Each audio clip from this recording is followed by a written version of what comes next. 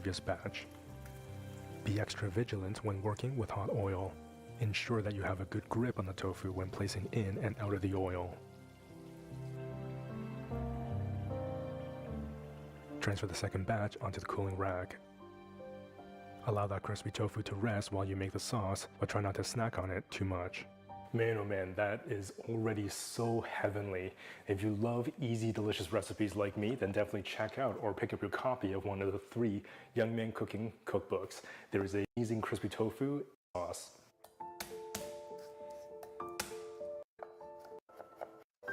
Saute pan, linked in the description box. Saute for a few minutes. 1.5 tablespoons maple syrup. 1 teaspoon dark soy sauce. 1 teaspoon black vinegar. Cook the sauce for about a minute.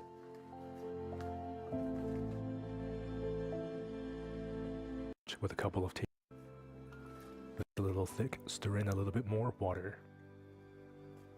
Add in, coat the crispy tofu in the sauce. There's no need to cook the tofu for too much longer, just coating in the sauce.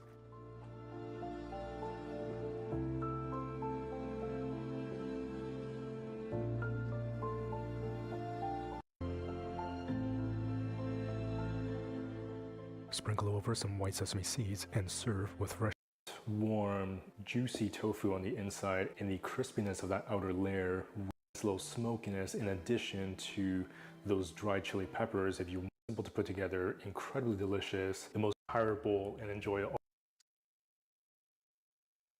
All right.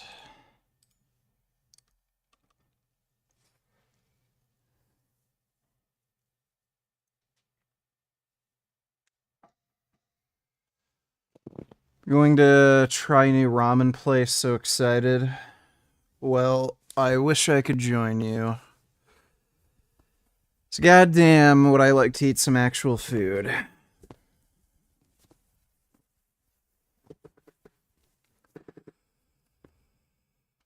Oh. Dude, I'm like so fucking tired. I like can't even like eat right now. Oh my god. I just had a fucking hard ass training session. We were one of the things I'm fat. In fact, I have chicks telling me they think I'm ripped in person.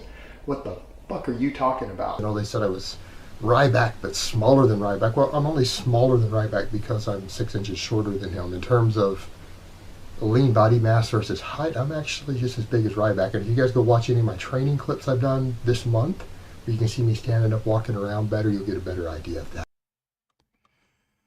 What a fucking insane whack job, dude. Are you allowed a cheat meal on your diet? No.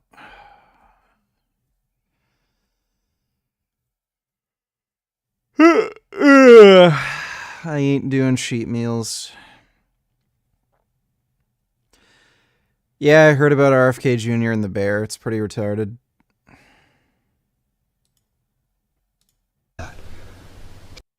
If you just don't look at his delts and arms and you look at his back, chest, things like that, his legs, you'll realize that this photo, he is actually smaller than I am. And it's, again, his arms are bigger, his delts are bigger, but his overall muscle mass, he's actually smaller than me at this point. And today we're going to be covering none other than Jeff's side. Oh, this is great. Now, I don't want people to think that I think Jeff is big, because anyone who wants to question this can go ask Matt Ogus, Chris Lovato, any of the guys who have seen me in the same room in person with Jeff Side. Jeff Side is not big. I don't need to cover his stats because I'm convinced he adds 20 pounds to his numbers. He is nowhere near as big as the stats he puts out, and he is a lot smaller than I am personally. Now I'm going to show you guys side by side 2 bodybuilders, competitive bodybuilders from different eras, who are both 6 foot tall and 200 pounds. So if you put them in at about 6% body fat, that comes to 25.1 fat-free mass index. And here they are side by side. They are not the same weight and height. All right, the one on the left, you guys know, that's Serge Nubret, very, very famous bodybuilder, and then the one on the right is a natty pro. And you take someone like me, for example, when I show you the comparisons, you guys are going to laugh. Because if you run my fat-free mass index, I'm holding a bit of water, obviously, but I stepped off the scale this morning at 232 pounds. I am 5'9". If you plug me in...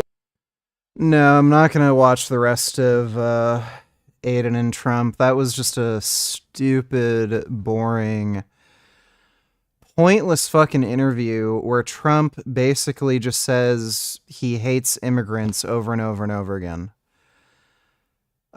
He is unable to have an actual adult conversation. Like, he is fucking retarded. All he can talk about, ever, over and over and over again, is immigrants are destroying the country. That's all he can say. In at 25% body fat, which everyone always calls me obese, so, you know, let's say 25%. My fat-free mass index is up around 26. Okay, height insecurity among shorter men as What a fucking insane individual. historically been a problem that has even made it into the history books, like with Napoleon and us talking about the Napoleon complex. The worst thing that you can do is to allow that insecurity to eat you up and for it to make you express a fake or false overbearing confidence that shows insecurity, because then you'll be called little Napoleon. Most of you are smaller than me. I am a 100-kilo power lifter. A lot of you may or may not know, people write on forums, social media and things, they do point out that I am actually a lot bigger than I appear to be in videos when I'm just standing there by myself. And so you guys have someone next to me who is a fairly lean, well, not really lean right now by bodybuilding standards, but lean by maybe normal people standards, who's at least 250 pounds. It puts into perspective, I'm not quite as small as some of you guys think I am. And of course, it's really amusing to me when I get comments from people saying that, well, you haven't really made very much progress for someone who knows so much about all of these different topics. You don't have very much muscle mass, when I've put on around 50 pounds of muscle in 2 years' time. And that's the exact opposite of what you want. What you need to do is to step back and assess this and say to yourself, I cannot change my height. I am the height that I am at. I have to accept it. I have to accept who I am. If you can't accept who you are, then there's no way you're going to convince other people that it's not an issue, and then your insecurities are going to show through and you're going to have that Napoleon complex. What I recommend that you do, first of all, is tell yourself in your mind regularly, oftentimes look in the mirror, say my height doesn't matter. You need to express it out loud, believe it, that it is not an issue, that it absolutely doesn't matter. It's not important. It doesn't define you as a person, doesn't define your value, doesn't define your confidence. People can argue all day long about whether they think I'm jacked or not. I don't really give a shit. But by most standards, I'm pretty jacked. Look at my fucking back and hamstrings. Do I really need more size on my back and hamstrings? I don't think so. You need to say these things out loud to affirm yourself, because that's what programs your mind to believe it. The things that you say, your actions actually program beliefs in humans. A lot of people don't realize that. So actually saying something outwardly can program your internal mechanisms to eventually accept it and believe it. Your action, you have to take some sort of action that convinces your brain of it. I mean, I have way more muscle mass than any natural person on earth. And I know people will be like, what? Well, that's true. All right, that's just a simple reality. And the things that you tell yourself are always what you will eventually believe. Particularly if you hear your own mind saying it or your own words writing it, that will program your brain to believe it. All right, this is kind of funny. I've always said in videos, just been my experience with me being a Texan, that the women are a little more forward here. They do chase after the men a little more than I'm used to. Have I had some experiences with this? Yes, I have. And again, I've got to remind people, all of you who've met me in person realize that I actually look like I lift in person. I look like I have less fat and a lot more muscle than I do on video. I've had at least a dozen people say that randomly who've met me.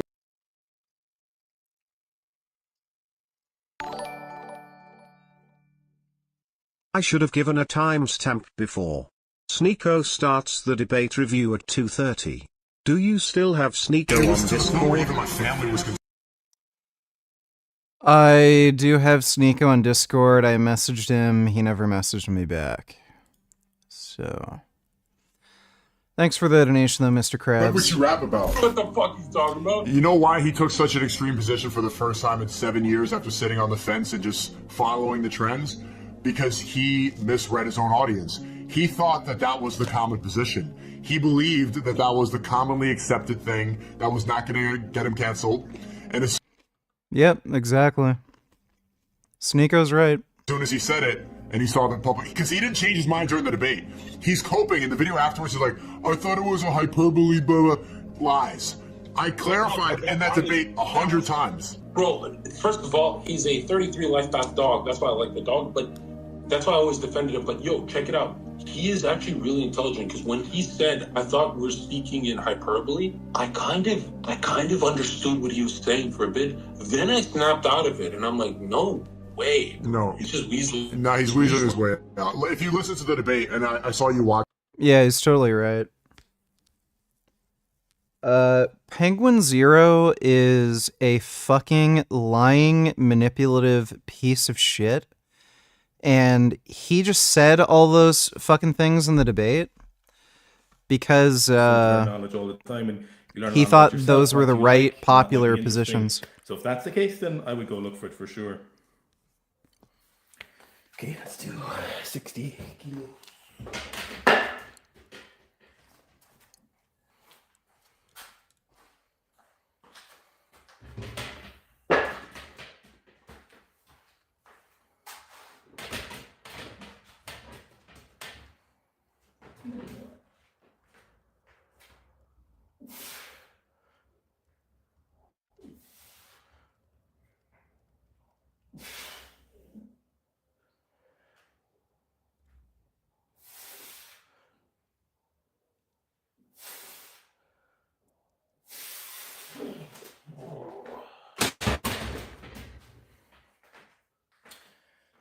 Big strong guy. Oh no, don't give me money. Oh, speaking kids. Did you see my 186 kilos? Jesus Christ. 270. What's 270? Is that 115 kilos? Jesus Christ. Vegan gains are real. Holy shit. That's unreal. No, I didn't see it. Is it on YouTube? I'll have a look. Where are we going?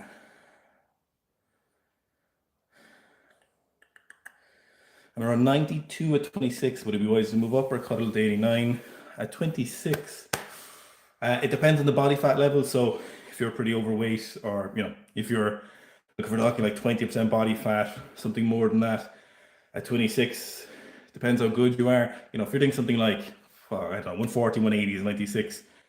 Yeah, dude, for real. Let's say 96. Next time Internet Anarchist does a video, he'll say, Penguin Zero destroyed Sneeko in a debate. I fucking hate that cunt. If you're kind of a hobbyist, recreational. He's like this fat, fucking retarded-ass loser who just makes up bullshit about people.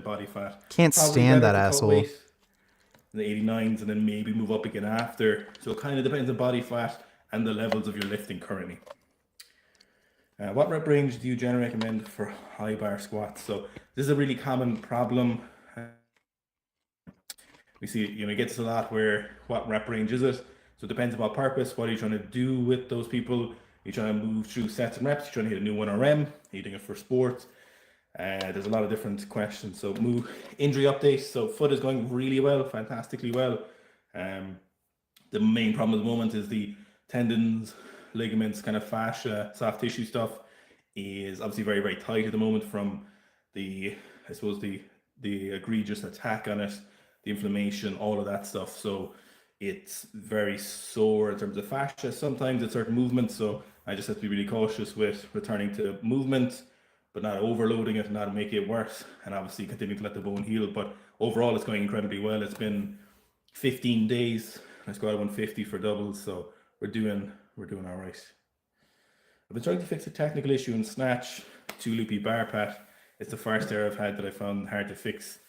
Can you outline how long what pat fixing is? Let me do a set.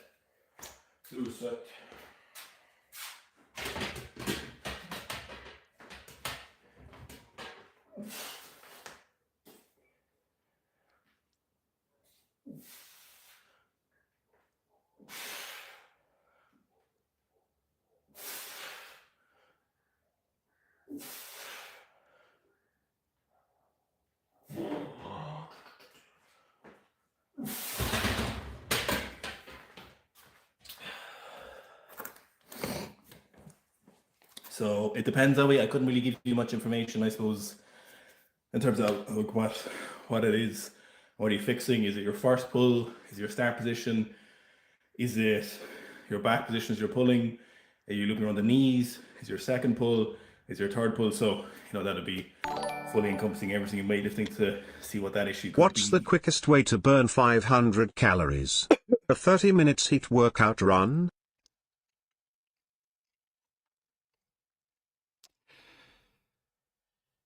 The highest intensity that you could possibly sustain for, at least 30 minutes would burn 500 calories the fastest. So if you could run relatively quickly or cycle very quickly, any type of cardio where you're at a very high threshold for a prolonged period of time. So the highest sustained effort you can hold for roughly 30 minutes, maybe you could burn that much in like 20 if you are in very good shape, but yeah, that would basically be it. Thanks for the donation though, help. Dodo donated $2. Who is this guy?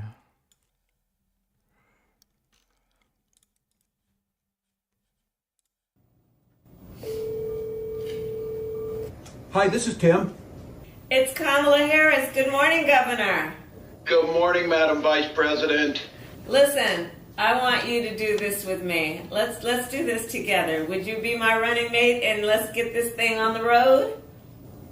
I would be honored, Madam Vice President. The joy that you're bringing back to the country, the enthusiasm that's out there, it'll be a privilege to take this with you across the country. Well, let me tell you, I have just the utmost respect for you. I have really enjoyed our work together. Bag.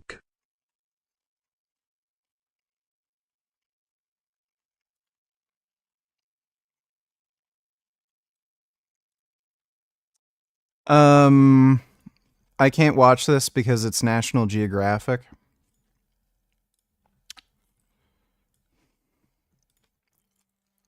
New MDMA. Oh yeah, CoffeeZilla.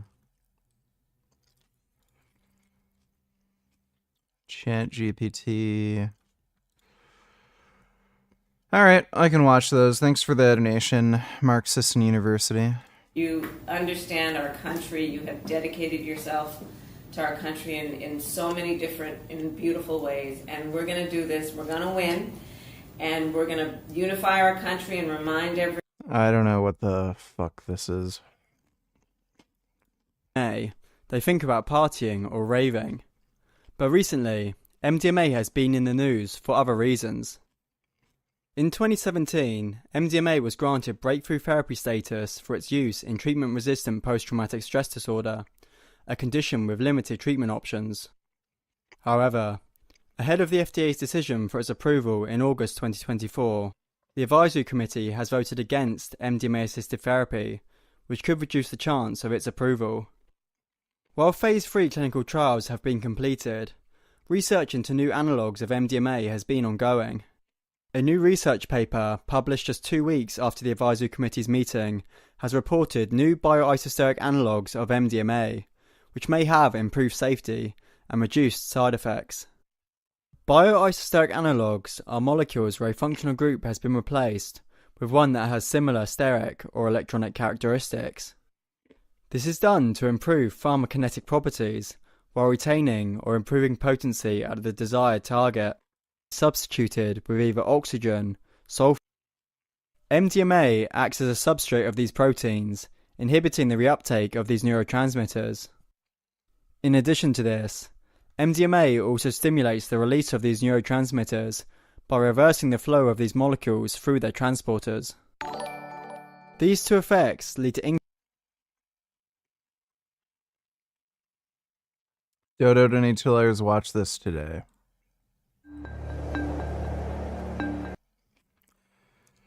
We will probably watch that today. Thanks for the donation, Dodo. increased extracellular levels of these neurotransmitters, which can then go on to bind to their relevant receptors and alter the body and mind molecules than MDMA.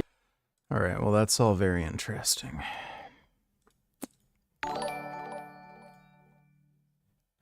Good afternoon, VG.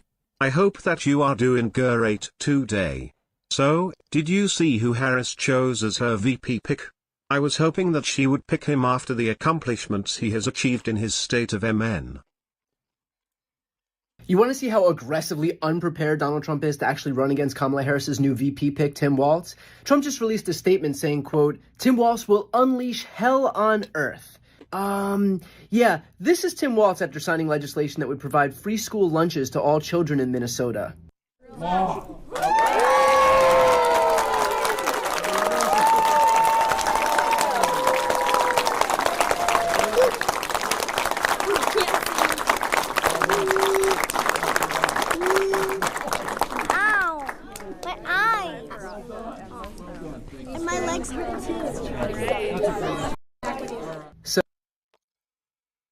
Yes, hell on earth.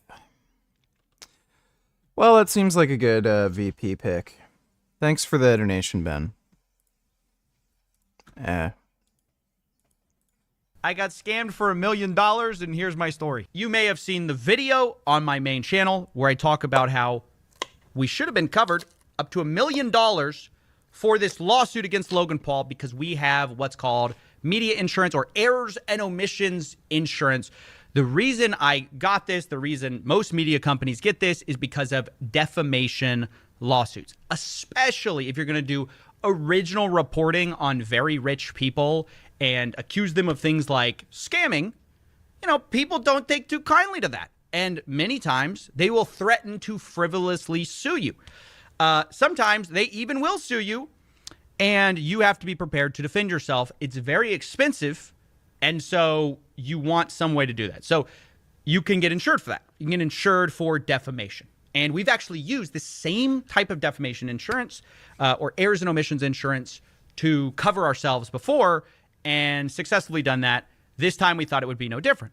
So when we got sued, I saw a lot of great support from people saying, look, I want to help. I want to help you, kind of you should do a GoFundMe or whatever. And I said to myself, well, look, I don't want to do that because I don't need it. And many commenters knew that I had insurance and they said, hey, he doesn't need it. Don't worry. He's got this errors and omissions insurance. I was like, yeah, you're right. That's true. Except then I called my insurance company to put in a claim. I'm like, yo, knock, knock. We've been paying you thousands of dollars a year. Why not time for you to pay up? And they promptly called back. They're like, actually, no, we're not going to do that because in the fine print of our policy, your new policy, we've excluded ourselves from defamation claims. So I was confused. I was like, wait, but the whole reason I got this was defamation. And they're like, yeah. And I'm like, well, what does this cover if not defamation? They're like, well, errors and omissions. And I'm thinking, what do you call errors and omissions in media? You call it defamation. I mean, if CNN goes on and they make an error about some. Whoa, that is a fucking scam, dude. So basically they're saying because he did good reporting and there were no errors or omissions, they're not going to cover him, so they'll only cover you if you break the law.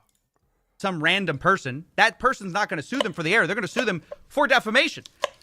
So I was confused. I was wildly confused. I go to my policy. I'm shocked to find, yeah, okay, sure enough. Yep, you guys are excluded from defamation. And I'm like, how did this happen? So that requires the full story. So that's the TLDR. Scammed for $1 million. If they had paid out the whole claim, right? That's obviously a big part of this. Ultimately, we paid, I think during the lifetime of this insurance, we probably paid a few tens of thousands of dollars to this insurance. So it hasn't been cheap to pay for insurance. So he's paid at least $20,000 to an insurance company, and then when he actually needs them, they just pocket the money and say, fuck you. Yeah, it sounds like insurance companies. that ultimately did nothing. So we, at minimum, got scammed for that amount. If you actually look at the total policy we had, it was up to $1 million. So I don't think it's a stretch to say we got scammed for $1 million. But the full story, I think, is even more interesting. So initially, we had gotten a message from another YouTuber who had just been in a lawsuit. This is how we started getting into this whole thing. And they told us, look, dude, I just paid $250,000. We were small at this time. He goes, I just got paid $250,000 to fight this lawsuit. I'm in the right. It's totally frivolous. This guy knows it. You need to make sure you get this thing called errors and omissions insurance so you can be protected like I wasn't. So we were a small channel, and relatively the insurance was going to be very expensive for us. But I appreciated that, and I thought, that's really wise. If this channel continues in a certain direction, in the type of content that I want to produce, we need to have this. So we found a broker who kind of advertised himself as like, look, every YouTuber needs defamation insurance. If they're going to be publicly talking about news, about like different topics. So you get a hold of this guy and we say, hey, we want that. So he goes, great. So he shops us around some insurance, and we pretty immediately find some carriers who are willing to take us because at the time our channel is much smaller. And I must be confused. Defamation is when you knowingly lie or slander. Errors and omissions would be your defense against defamation. If you didn't actually know you were telling a lie, then it's just an error or omission. Why would they insure malicious lies? I have no idea. It makes no sense. That sounds like a complete and utter fucking scam, dude. Thanks for the donation, Caleb. I would just say it's like less risky, so to speak, because the smaller you are, the less people are going to see it. It's just not as big of a risk. So we get covered. And in 2019 or 2020, we get a cease and desist letter from Dan Locke. Okay.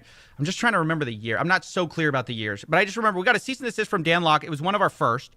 And the guy showed up at our house, really freaked us out. He's like, hey, are you blah, blah, blah? I'm like, yes. He's like, oh, not you've been served, but like here, this is, aha, we got you. So I'm reading the cease and desist letter. It's very like angry. Lawyers use that language like, you have to respond, like da-da-da. We're going to take very, heavy legal action against you. So we were freaked out. So I called my insurance and I was like, ring, ring. Hey, we're getting a cease and desist for defamation. Can you help? They're like, yep, we cover that. That's the whole point of the stuff. That's why you got it. So we're going to get you a lawyer. So we got a lawyer. We fought the cease and desist. It ultimately turned into nothing. In fact, most cease and desist letters turn into nothing. But we were relieved. We were like, okay, great. This stuff works. I'm very glad we have it. So we go the next year and it gets more expensive, significantly more expensive, this type of insurance, because as you use it, they're like, well, you're a risk now. Now that you've used the thing you paid for, we have to charge you a lot more for it. It's maybe like getting into an accident with like car insurance. But what I find a little unfair about this is we did nothing wrong. like we didn't do anything. In fact, our claims, I think, were fair, and I don't think they were defamatory at all. But either way, the price goes up. We're happy to pay it. We're like, sure, we don't care. As the years go, our channel starts getting bigger, and the channel, from an insurer's point of view, gets more risky, right? They're like, you're bigger, you get more views, therefore... Thoughts on vegan gains? I think Vegan Gains is a pretty swell chap. Thanks for the donation, Non-Wib. React to this. I'll react to that next. Thanks for the donation type shit. More eyeballs see it. You need to pay more money. Always happy to do that. Fine, whatever. At one point, the insurance company we had been using says, okay, you know what? We actually don't want to do this anymore. For whatever reason, you're not being renewed this year. So we go to our insurance broker and we're like, okay, what do we do? He's like, well, I can shop you around a bunch more policies. What do you want? And we're like, well, we just want similar coverage. He goes, great. So he goes around. They work with a bunch of people. And they're like looking for a while. We can start getting nervous. We start getting close to the deadline of when we have to renew. And because it's kind of a big deal. You don't want to lapse your coverage because then you say something, it's not covered, whatever. So finally, we're getting down to the wire. He's like, look, I do have this one insurance company we can go to. I don't know. They're kind of like we can go to him. So we're like, yeah, dude, well, anything. Finally, he comes back. He goes, great news. They're going to do it. And we're like, oh, awesome. Is it more expensive? He's like, yeah, it's like 40% more expensive. We're like, we don't care. That's fine. We'll pay it. So he goes, great. Sign this, whatever. And we're good. So we sign it. And we're like, great. Little did I know, these guys had put a special exclusion, 2 exclusions actually that are relevant. The biggest one in this policy was... Okay, so they just flat out scammed him.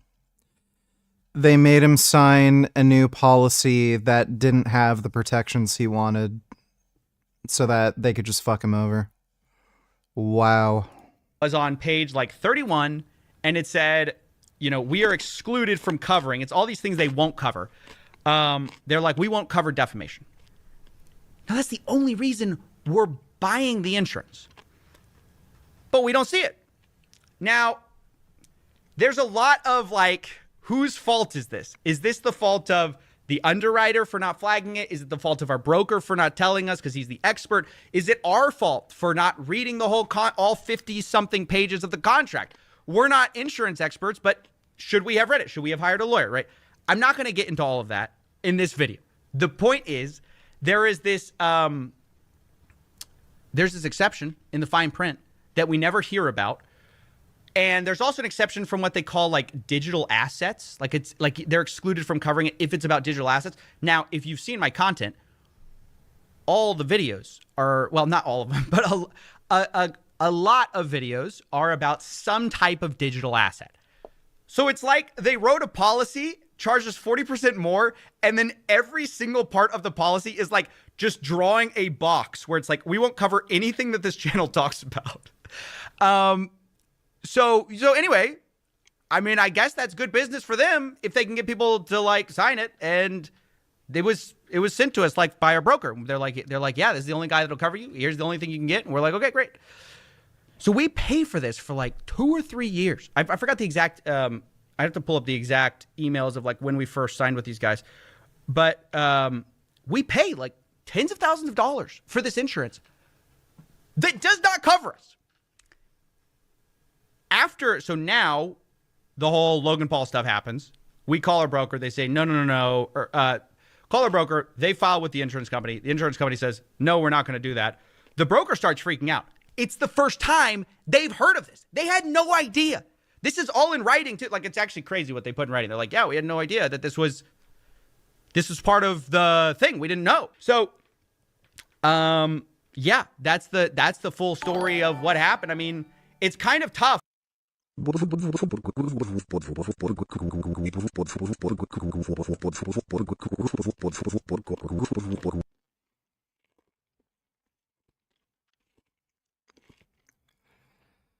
That's a good point. Thanks for the donation, Non-Wib.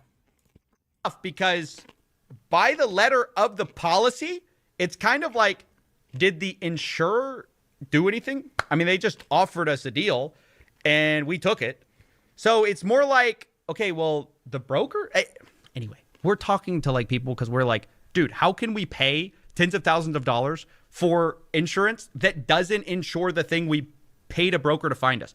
It's like paying a broker to find you car insurance and then they like sell you like car insurance that excludes any type of accident that includes something with 4 wheels. Like that's literally what this is like. But now we're in this crazy position where we're having to like talk to lawyers about if we need to like lawyer up versus the insurance company that's supposed to be paying for our lawyers in the other case. Like, it's so stupid.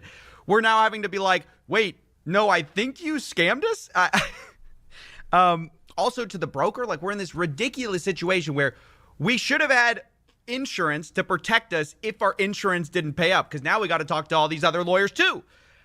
What the fuck? Insurance inception?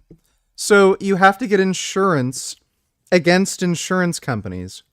What? I didn't know that was a thing. What's the difference between existentialism and nihilism? What if someone says that doing things that only benefit you makes you a selfish asshole?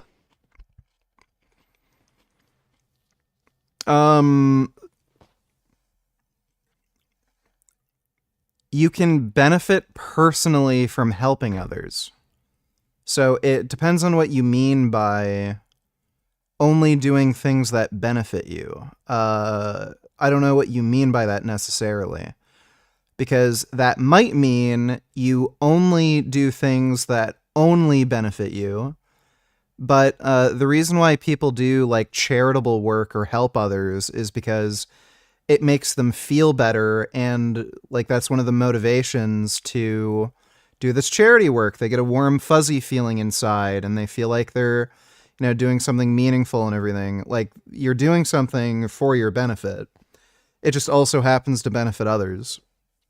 And I don't know why you're asking me that question. Look it up on Google, dude. Thanks for the donation, Jack. Yeah, it's so frustrating. And by the way, not only are we now having to look at all our options for what to do about all this, I have to read you this, dude. The broker not only admitted he didn't know what was in the policy, he put in writing that the underwriter didn't know what was in the policy. So he says, the quote and email from blank never mentioned that this exclusion was being removed. It's not common for agencies or underwriters to read through every line and exclusion of every policy we receive. So while we could have checked the policy to see that defamation was excluded, some fault lies with the carrier for not disclosing this to us when it was quoted. What? So they're just pointing fingers at each other, but the person actually affected is us. So... and then they also say they not only didn't know what was in my policy, they have apparently may have sold this policy to other people. In another email, they say, it looks like it's going to have to go up the ladder at the insurance company to find out why this wasn't disclosed to us earlier, that this exclusion was in there. I've been told by the underwriter that this has his full attention. I think he might be really concerned because they have a few other accounts with this insurance company. And if this exclusion is on all of them, then it's going to represent a larger problem for their business. So this may have been sent to tons of people who think that defamation is excluded for them as well. And it actually isn't.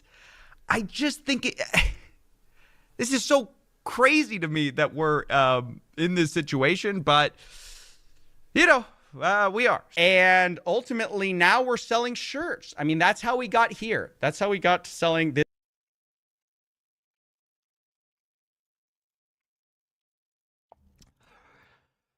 That is absolutely fucked. It is going to be very raw and unedited. Then the reason for that is I want nothing to take away from my direct message. If you could share this video around, this issue has not gotten near enough attention and near enough publicity, and I want to do my small part to get the word out there. The Olympics is happening right now, and there's something that's bothering me immensely. Now, a lot of you know about this, but a shocking amount of people don't, and this is to do with Netherlands volleyball player Steven Vanderbilt. To be totally frank, this is not my first time trying to record this video, and there's a reason that I'm putting this out after he's been put out of the competition, because I don't want any of my words to be interpreted as something that should happen to him. But let me tell you a little bit about Steven Vanderbilt. Back when he was 19 years old, he was talking to a 10-year-old girl from the UK. 2 years go by, and he continues to talk to her on Facebook. He eventually flies over to the UK, meets up with this young girl, 12 years old, and has her drink, and rapes her 4 times. Now, he was convicted of this. He was convicted of being a pedophile. He was sentenced to jail for 4 years. Now, this is getting back around to the Olympics shortly. Bear with me. He spent 13 months in jail before he was extradited by the Netherlands, and he only served 13 months for that crime. After that, the Netherlands volleyball organization called Novobo totally welcomes him back in with open arms, and they have double, triple, and quadruple down on this piece of garbage. Now, he only spent 13 months in jail, and he was welcomed back into the volleyball organization. There's an argument to say someone does a crime, they do the time in jail, and they should be welcomed back afterwards. But for me, there's certain things that just don't deserve any sort of grace and any sort of forgiveness over time. I don't think you can be rehabilitated from something so heinous. Now, when it came to the Olympics this year, a lot of light started getting put on Steven Vanderbilt as this came out, and the Netherlands volleyball organization called Novobo 100% stood by him. Now, this is particularly concerning because Novobo has youth camps that they run in the Netherlands for people 4 to 12 years old. Obviously, you do the math, and this is a major, major concern. Not only that, but the Olympics themselves have put practices into place to protect Steven Vanderbilt from having to speak to the media. I was very pleased to see that every time he walked on the floor, he was booed, although not with the vigor that I would have booed him, and not with the ridicule that I would have given him. But it begs a larger question of how on earth did this get through multiple layers of approval? The world is becoming more and more accepting, more and more diverse in opinions, in identities, in whatever. But as soon as that goes towards harming someone else, I don't understand how he has the privilege to be able to compete and represent a country. And there's many people from the Netherlands who have messaged me saying that they want no part of this guy either. But represent a country in an international competition for international sport as though it's in some way an accurate representation of who the people of that country are. The Netherlands volleyball organization, his teammates, and all of the IOC, the Olympic Committee, the International Olympic Committee, who have somehow found this to be acceptable behavior, especially when we talk about people who have been barred from the Olympics for substantially smaller things, like, say, marijuana use, like, say, other previous smaller criminal charges, is a problem. Now, there is a small argument to say, well, it's not the responsibility of the IOC, it's the responsibility of the national governing body. So most of the problem here should be with Novobo. That being said, The Olympics, the IOC, should have some level of control over who they are. It has made me embarrassed to be a professional athlete and to see the organization that touts themselves as the pinnacle of sport and as the #1 organization that's going to promote high-level sport standing behind someone like this and for something like this. I would love to know your thoughts. Please put them in the comments, and please share this video around because far too few people know. I think feminists would refer to this as rape culture. For whatever fucking reason, there's a lot of large organizations that just don't take rape seriously, even child rape. Like, look at all the sexual abuse that happened in women's American gymnastics. That was fucking insane. Nobody did anything. Even though some of those girls spoke out and told their coaches, they didn't report the guy to the police or the FBI. They just didn't. Like, yeah, I don't know why, but there's just a lot of sick fucks in these organizations that just don't take rape seriously. It's really fucked.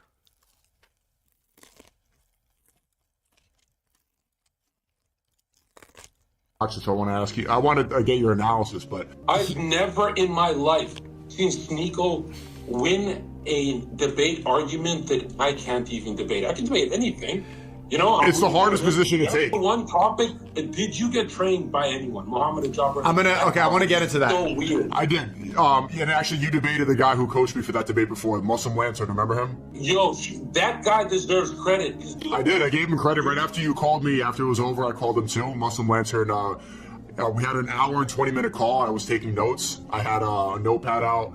We went through simulations. He taught me how to direct a conversation correctly. He saw even before we went out debated, we've done debate analysis. So he coached me pretty much. And yeah, I remember you had a conversation with him. And even when we were prepping for I dominate.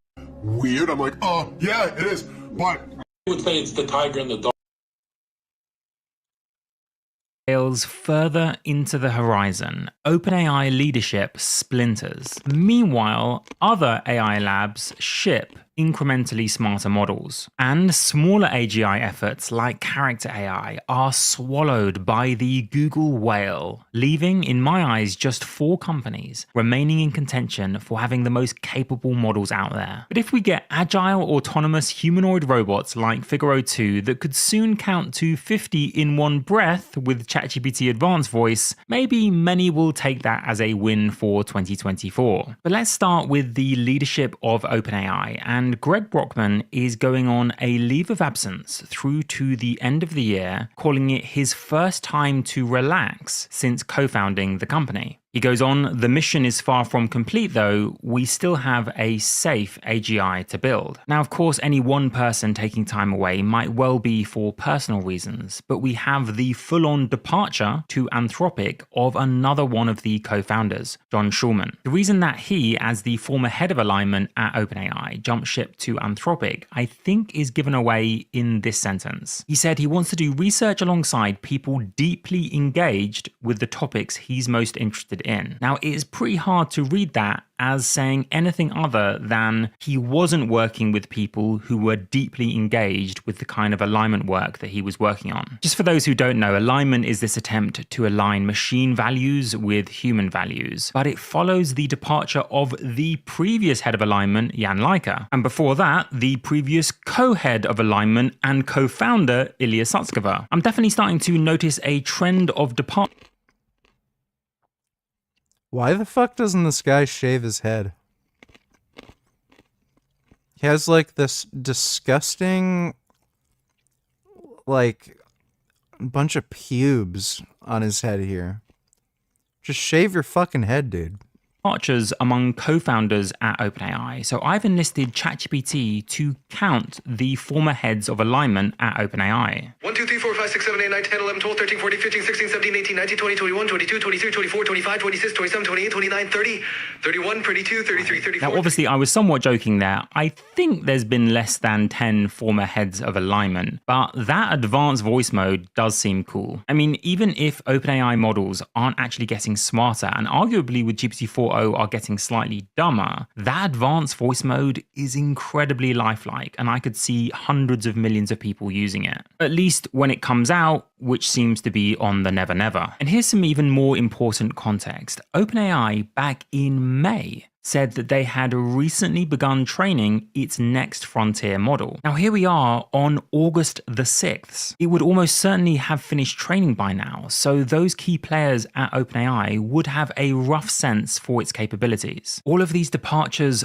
after they've trained their latest frontier model seems strange. And then we got this about OpenAI's so-called Dev Day, which is starting in October and running through to November. I am sure it will be fascinating, but they released this particular nugget. While we know developers are waiting for our next big model, which we shared has begun training earlier this year in May, these events will focus on advancements in the API and our dev tools. Taking that at face value would imply that, quote, GPT-5 will not come before November 21st. More likely, it means that GPT-5 wouldn't even come before the end of the year, because why would you release a model just after you've invited a load of devs to play about with your tools? Now, yes, Sam Altman has recently claimed in the Washington Post that more advances will soon follow and will usher in a decisive period in the story of human society. But in recent months, it would be hard to say that OpenAI have produced much in the way of decisive progress. And of course, all of that comes as Elon Musk is suing yet again Sam Altman and OpenAI for what he says is lying and perfidy. The lawsuit calls the original OpenAI a spurious venture. The language used throughout this 86-page document is hardly subtle. Musk claims that Sam Altman is doing a long con. His perfidy and deceit are of Shakespearean proportions. Now, it does go on, but the basic accusation is that Sam Altman was motivated by greed and Elon Musk just wanted to have something more open to compete versus Google. So I think Musk and others may raise an eyebrow when later in the article Sam Altman said, making sure open source models are readily available to developers in other nations will further bolster our advantage, talking of the US. And the question that the article fundamentally raises is who will control the future of AI? Well, as of today, it looks less and less likely to be Sam Altman. OpenAI are certainly good at productizing AI, and the advanced voice mode, as we saw, is great. SearchGPT could make them some money, and Sora is coming out at some point, presumably this year. And at least at the moment, the Figaro 2 robot is using an OpenAI video language model. We'll get back to that in just a moment, but in terms of raw intelligence, OpenAI feel like they're falling behind. The Llama 3 405 billion parameter model is already smarter than GPT-4o, and Zuckerberg has recently committed to 10 times more computing power to train Llama 4. Or to put it another way, the next OpenAI model would have to be significantly better than GPT-4o just to catch up to the current state of the art, let alone the state of the art when Llama 4 comes out. And of course, in the meantime, even just this year, we might be getting Claude 3.5 Opus from Anthropic, or even Claude 4. Simply put, a year is a long time in AI, and the debate has moved on. Even the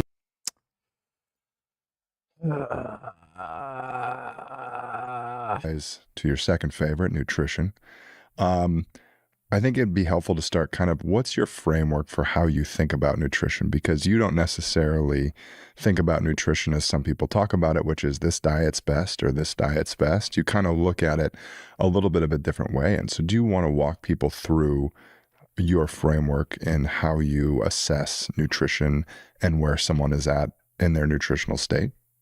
Yeah, I mean, I would say that nutrition is a very complicated thing to study. I would say it's the messiest of all the pillars to study, probably even messier than emotional health, although maybe that's debatable. But, the reasons for it are obvious and not worth restating, but it's for that reason that there are very few things that can be stated in this field with a high degree of certainty. So unfortunately, that is absolutely ridiculous. We know that saturated fat is very bad for you. We know that fiber is very good for you. We know that certain types of meat are very bad, like red meat. We know fruits and vegetables are great. Like, there's a clear dietary pattern that is ideal. A diet that is plant-based, low in saturated fat, free of cholesterol, high in fruits and vegetables, with a moderate amount of poly and monounsaturated fats. Like, it's not rocket science. the challenge in nutrition is you have a lot of people that speak with such insane conviction, and they talk about something as the So, our good pal Uncle Ruckus is back in the news again for another corruption scandal. How the credibility of SCOTUS will crumble into the ground. It's not like that with Roe v. Wade.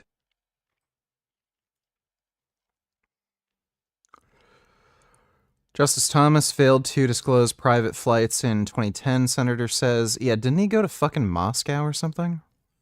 Supreme Court Justice Clarence Thomas failed to publicly disclose additional travel provided by GOP megadonor Harlan Crow, top Democrat senator, said Monday, adding to the mounting scrutiny the High Court faces over its ethics practices.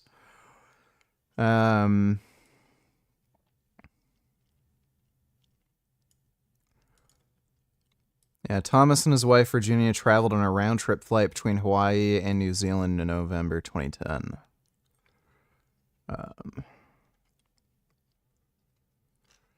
He's probably going to get ousted from the Supreme Court.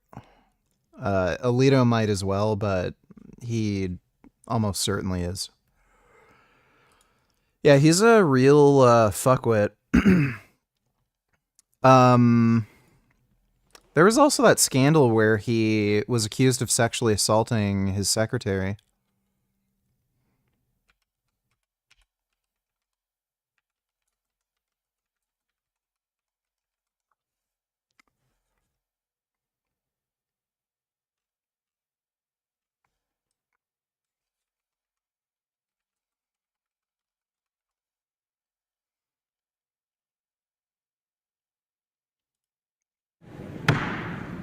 Uncategorically that I deny each and every. During this period at the Department of Education, my working relationship with Judge Thomas was positive. I had a good deal of responsibility and independence. I thought he respected my work and that he trusted my judgment. After approximately 3 months of working there, he asked me to go out socially with him. What happened next and telling the world about it are the two most difficult experiences of my life. It is only after a great deal of agonizing consideration and great number of sleepless nights that I am able to talk of these unpleasant matters to anyone but my close friends. I declined the invitation to go out socially with him and explained to him that I thought it would jeopardize at the time I considered to be a very... I'm tired of helping assholes in just my daily life. How do you think a real vegan superhero should act her life? If they swooped up someone falling off a cliff, they couldn't just ask him to be vegan afterwards and drop him if they said no.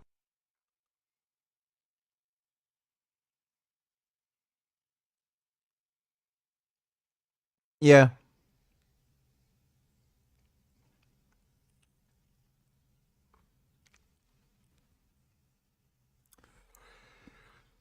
Yeah, that's what a vegan superhero would do. Kill the carnies. Thanks for the donation, Boopity Bop.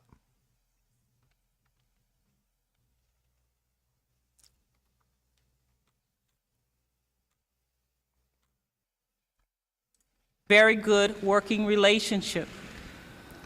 I had a normal social life with other men outside of the office. I believed then, as now, that having a social relationship with a person who was supervising my work would be ill-advised. I was very uncomfortable with the idea and told him so. I thought that by saying no and explaining my reasons, my employer would abandon his social suggestions. However, to my regret, in the following few weeks, he continued to ask me out on several occasions. He pressed me to justify my reasons for saying no to him. These incidents took place in his office or mine. They were in the form of private conversations which would not have been overheard by anyone else. My working relationship became even more strained when Judge Thomas began to use work situations to discuss sex. On these occasions, he would call me into his office for reports on education issues and projects, or he might suggest that because of the time pressures of his schedule, we go to lunch to a government cafeteria. After a brief discussion of work, he would turn the conversation to a discussion of sexual matters. His conversations were very vivid. He spoke about acts that he had seen in pornographic films involving such matters as women having sex with animals, and films showing groups. Whoa. Holy shit. Okay, Clarence Thomas is an absolute insane freak. Bro, this is back in like, what the fuck? Yeah, 1990s. Bro, this is before you could look this shit up on the internet. Like, where the fuck was he going to see fucking chicks fucking animals? Like, you'd have to go to some really nasty back alley fucking, porn dealer to find that shit. Holy fuck, dude. Group sex or rape scenes. He talked about pornographic materials depicting individuals with large penises or large breasts involved in various sex acts. On several occasions, Thomas told me graphically of his own sexual prowess. Because I was extremely uncomfortable talking about sex with him at all, and particularly in such a graphic way, I told him that I did not want to talk about these subjects. There was Just to abolish the entire department. To go out. There was that hilarious part where she was asked some porn star's name. I did have dinner with Clarence Thomas. I did call in January and February going to be in town, and I told him during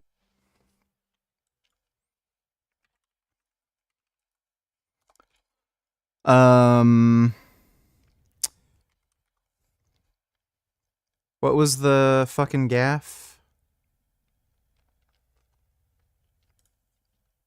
Yeah, I want to tag on to the first thing that you said, though, that Anita Hill is the only person who should be able to decide whether we should. There was a hilarious gaffe. Here we go. Senator Simpson. I think this is it. Furnished for over 2 hours. Thing in the record. I only have 5. Well, I think that they should know about the pubic hair in the Coke story and describing giving pleasure to women with oral sex. That is not part of the original FBI report. And the agents are simply saying that there was no pressure upon the witness, and they specifically say the woman witness, or the woman FBI agent particularly, said that she was quite clear that that she did not care whether it was general or specific. The interviewing special agent, a woman, that said if the subject was too embarrassing, she did not have to answer, but that was Professor Hill's statement. But the special agent said that the other agent, apologized for the sensitivity of the matter, but advised Professor Hill that she should be as specific as possible and give details. She was further advised that if the questions were too embarrassing, Special Agent Luton would leave the room and she could discuss the matter with Special Agent Jameson. Enough. We'll enter it into the record. I realize this is a bit unusual and the way we're doing this. My recollection was the witness had acknowledged that they did not appear in the report and had acknowledged that she had not said that to the agents as well. Let me ask you, I think both of you say that both Judge Thomas and you say you never met each other until 1981. Is that correct? That is correct. Wait, maybe this Again, it's difficult, but for the record, what substance did he bring up in this instance at EEOC in his office? What was the content of what he said? Well, this was a reference to an individual who had a very large penis, and he used the name that he had been referred to in the pornographic material. Do you recall what it was? Yes, I do. The name that was referred to was Long Dong Silver. Long Dong Silver. That was the gaffe. Though it is absolutely correct, even though if you were putting an error bar on their statement, it would dwarf anything they're saying. And truthfully, I have been guilty of this, right? I think 12 years ago, I was talking about nutrition with a level of certainty that I don't think was warranted. And so as the adage goes, the further you get from the shore, the deeper the water. And I think in my older age, I'm actually quite far out from the shore, and I realize the water is awfully deep out here. And there aren't a lot of things that can be stated at a high enough degree of certainty that you should act on them with, almost blind faith. So here are the two that I can tell you with a very, very high degree of certainty. The first is that the single most important input from nutrition to a person's overall health is energy balance. Stated another way, the energy input of food is the first order determinant of health. Maybe stated another way, the total calories you consume would be the most important thing. Not the only thing. I do not want to suggest that 1,000 calories of Tic Tacs is the same as 1,000 calories of broccoli. It is not, but I'm also talking about this through the lens of common sense. And the truth. So, I would probably agree with this. If you're overweight or underweight, but especially overweight, that is highly, highly detrimental to your health, regardless of what you're eating.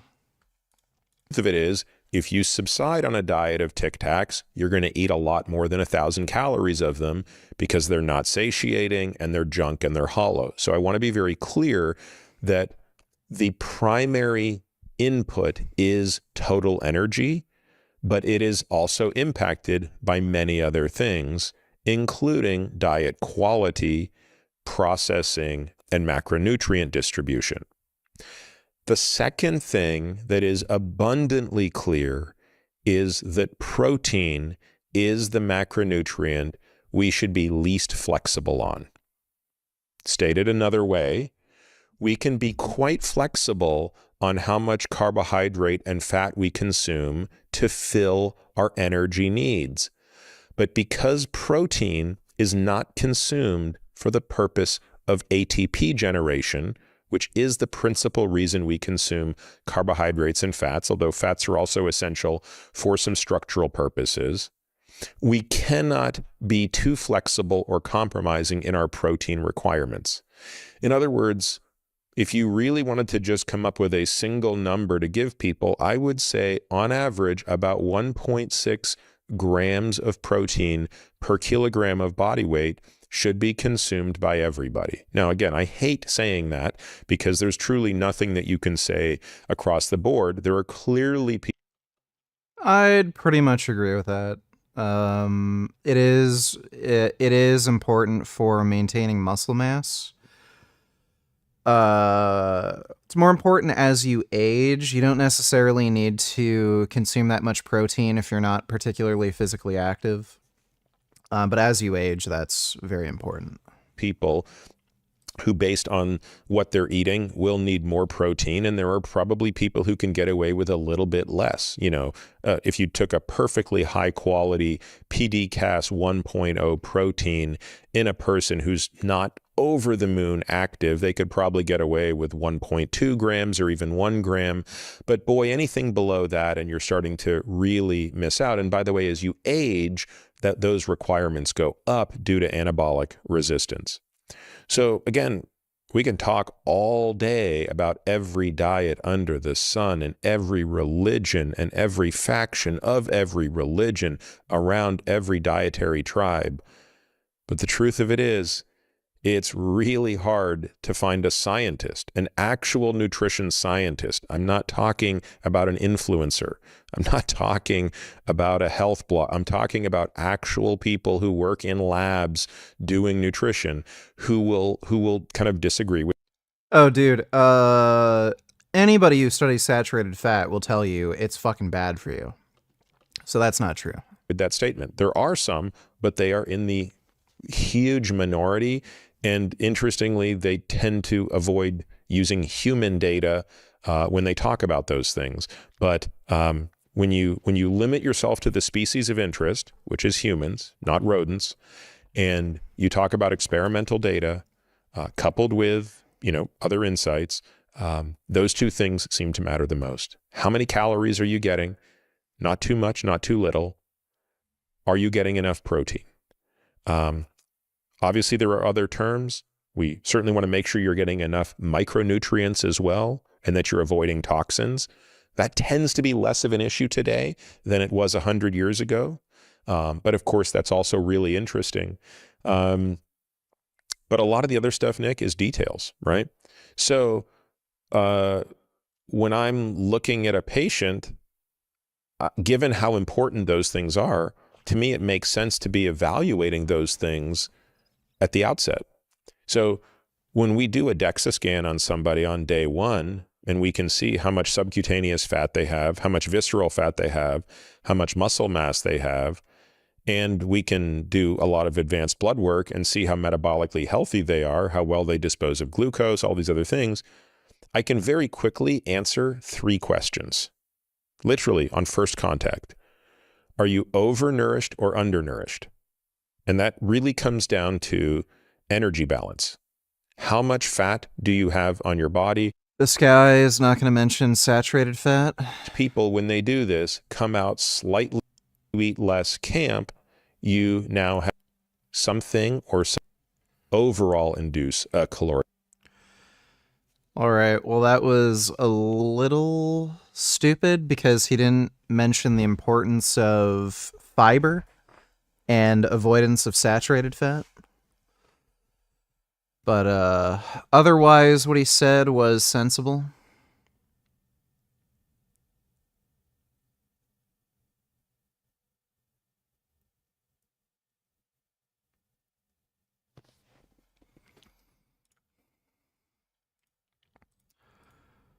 Ooga booga. Just the nature of it. So I just kind of laugh it off and thank them for the compliment, tell them have a nice day, and go about my business. But it does happen. I wouldn't say it's something that happens all the time. I mean, these are one-off things. Something that happens once every couple months to me out in public somewhere.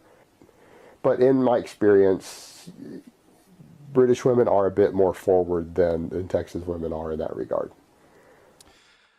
When I get random compliments from women outside, it's usually black girls. Usually.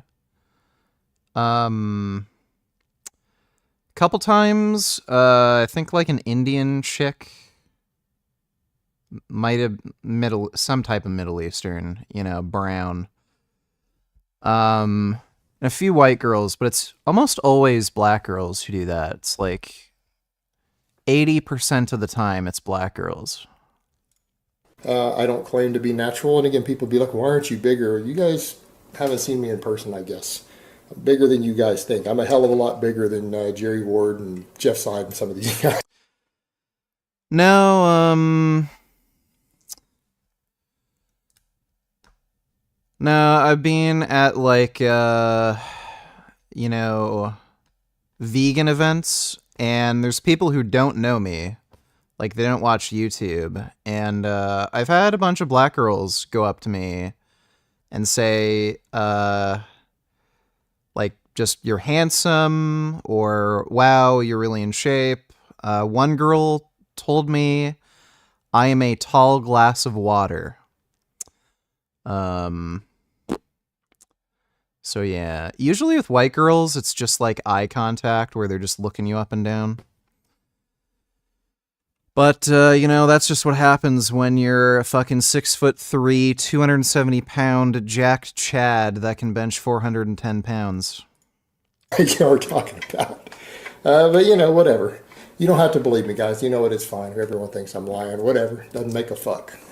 Doesn't make a fuck. man. Is when you are out in public, just present yourself and think of yourself and act as if you are average height. Make it a non-issue for you. Just walk around like your average height or slightly taller.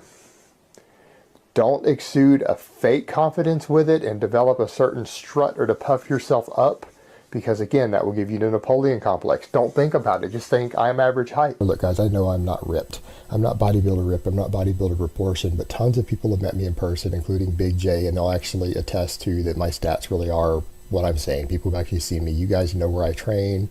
Anyone is free to come up and meet me.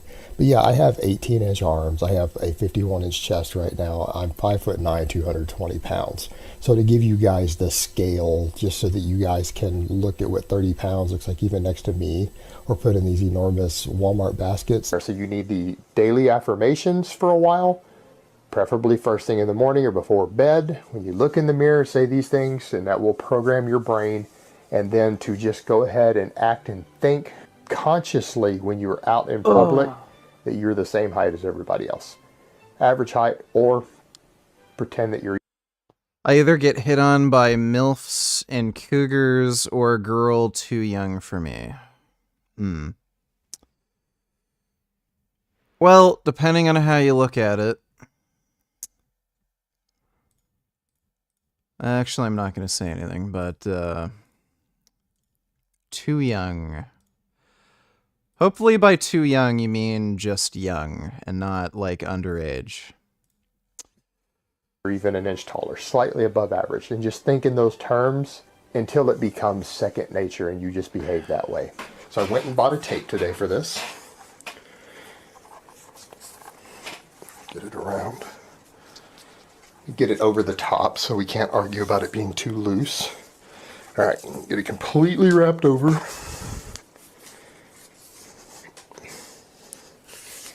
Oh, this is more work than I thought. Let's see how junkies do this shit. Okay, let's pull the right one.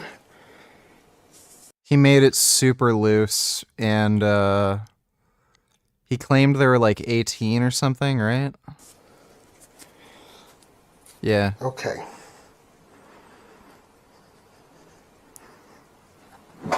Let's see where I'm at. If you guys can see, 17 and a quarter. Pull that over. Yeah, he made it super loose, and he measured again, and they were like, I think 16 or slightly under. Pull it tighter. Okay. I've got right at 17 and a quarter. I ripped my left bicep completely off the bone and have struggled with bicep development since. I did that in 2004, and I had 20-inch arms when I did that, and there are photos up proving it. I had 20-inch arms when I ripped my bicep. 2004, and I've struggled never with had bicep 20-inch development arms. since that tear.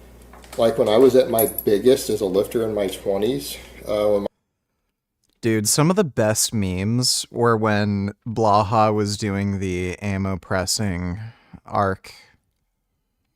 I remember he was doing that for so long, the stupid ammo pressing videos. And he wasn't training and wasn't doing any lifting or dieting. He got so out of shape and was talking so much shit, fucking claiming he was a special forces guy. Oh, those were the days. My arms were taping 20 inches, and there are plenty of photos circulating around. It's not like I gotta hide it or anything. They're out there.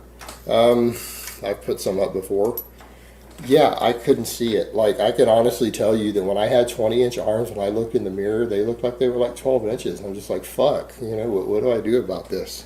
When I was doing the hydrogen compressor work while training, I was still benching 400 pounds and squatting 550, and I had been off of drugs. I had come completely off of gear for part of the, and I mean, He's so full of shit. He never benched 400 ever in his fucking life. If he could bench 400 natural, please fucking explain to me why you couldn't bench 400 while on drugs. He's so full of shit. I've been off gear for a couple of years. Just showing up at the gym in a tank top and a pair of shorts and some chalk and a water bottle and training. And that's how I eventually got to the point years ago to where I could bench 475 pounds for a double. I could squat 585 for a triple without a belt. I had gone from where at the point when I got sick, I was benching 405 raw, and I was able to squat 550 without any sort of wraps or sleeves at the time. Drug-free in my late 20s. I still managed to get to the gym 5 days a week. How did I do it? I did it immediately after work. So I would work 12 hours Monday through Friday, then have the weekends off to relax, party, do my thing. So I would come in and do 1 or 2 heavy sets of squats, 1 heavy set of deadlifts, do some band crunches, and go home. And I would be in and out of the gym in 20 minutes. 5 days a week, 20 minutes, in and out, go home. On the way home from work, even though you might be lifting pretty heavy, and yeah, those triples, I would be up over 500 pounds on my squats. Yeah, my triple days on the bench press, I would be doing like 365, 375 for triples, because I was still pretty strong back then in my 20s. He is so and full I was of now shit. physically sick. I had gone from still being able to train all the time, being able to bench 400 pounds, being able to squat 550 raw at that time. You guys have looked at older pictures of me that you've seen floating around the web. You guys will notice that my triceps were pretty massive at one point. A hell of a lot bigger than they are now.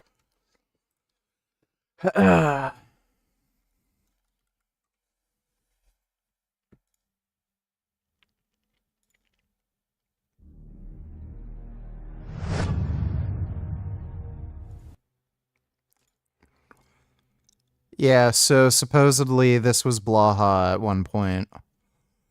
He was not fucking benching 400, squatting 550. He is so full of shit. Now, that's when I was doing a lot of reverse grip bench pressing. It really brought my triceps up a lot. And I used to do 500 pounds on that lift. Now, I used to actually use the reverse grip bench press quite a bit in my 20s. I was obviously a lot bigger and stronger then. I'll kind of flip in a photo so you guys can see that to get an idea. Back at that time, I was probably able to reverse grip 500 pounds for a max. Yes, I'm someone who has done 500 pounds on this exercise. I used to do...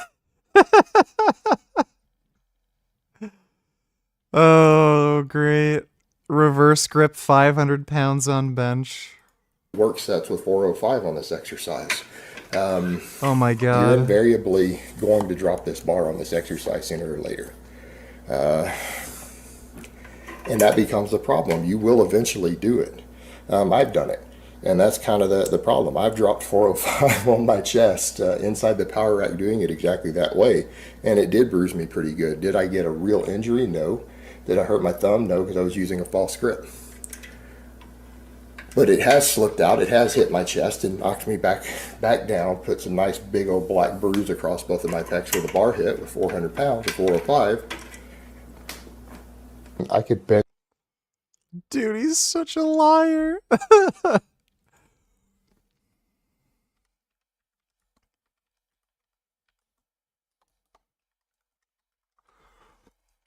There's an old video of Blaha somewhere where he was doing equipped lifting, and it looked Honestly, hilarious. sounds like Blaha is trying to convince himself that he lifted that weight. Yeah, dude. I think he's trying to lie to convince himself. Thanks for the donation, ABC. Sure as hell ain't convincing nobody else. Bench over 450 pounds raw. I could squat almost 600 pounds without a belt. Something like 585. I could hit it to full depth with no... Does ask yourself have a girlfriend? Well, that's a question that's very hard to answer. Because, he'll tell you he doesn't have any girlfriends. He just does casual dating.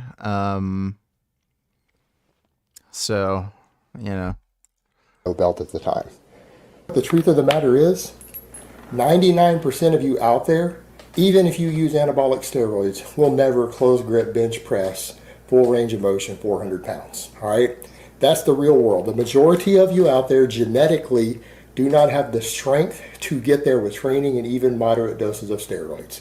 You do not have the genetics or the structure to do that. That's the real world. Who close grips 405? Well, I used to close grip 405 for reps. I do not currently bench 405. I used to, however, do sets of 5 with 405, 5 rep sets on the closed grip bench press back when I was young and virile in my late 20s. And you guys have seen plenty of photos of that when I was actually really big. The other thing that can pull you to the left sometimes with a handgun is gripping the gun too tight. Most of you guys know, some of the people who watch my fitness channel watch me rep out 500 pounds for, 5, 6, 7 reps without straps on the deadlift. I obviously have a pretty strong grip, so I'm worried about that. So I'm consciously loosening up my grip a little bit on the left hand and with the right hand and using the left to tighten a little bit to keep control of the weapon, just to make sure I'm not squeezing that. I actually almost worry about me crushing the polymer on a Glock because of that. And for most people that isn't a concern, but you guys got to think about how much grip work I do. Yeah, it'd actually be possible for me to break my handgun. A lot of guys seem to think the leg press is amazing to leg press over 1,000 pounds. It really isn't. That's why I don't bother with a leg press. It takes all day to load the slide up and get people to climb on top of it. I'm a 500 plus pound raw squatter. So for me, I need probably 2,500 pounds on a leg press to get adequate resistance, which means putting guys up on top of it also. It's stupid. He's so full of shit. The fuck is this? I have a fast metabolism. I'm cutting right now. Right now, I'm actually eating 3,800 calories every day, up to 4,000 every day right now, and everyone's going, you're getting leaner. That's how fast my metabolism is and the amount of activity that I do. I'm losing fat on that. Well, for me, because I'm...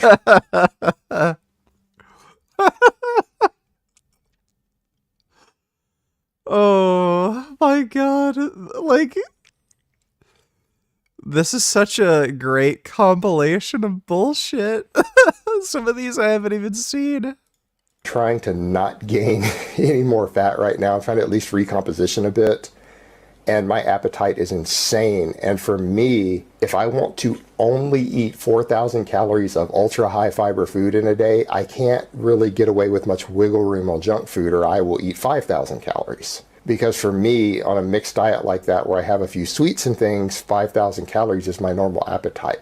I get hungry on 4,000 calories and 80 to 100 grams of fiber a day. I actually get hungry eating that while doing intermittent fasting.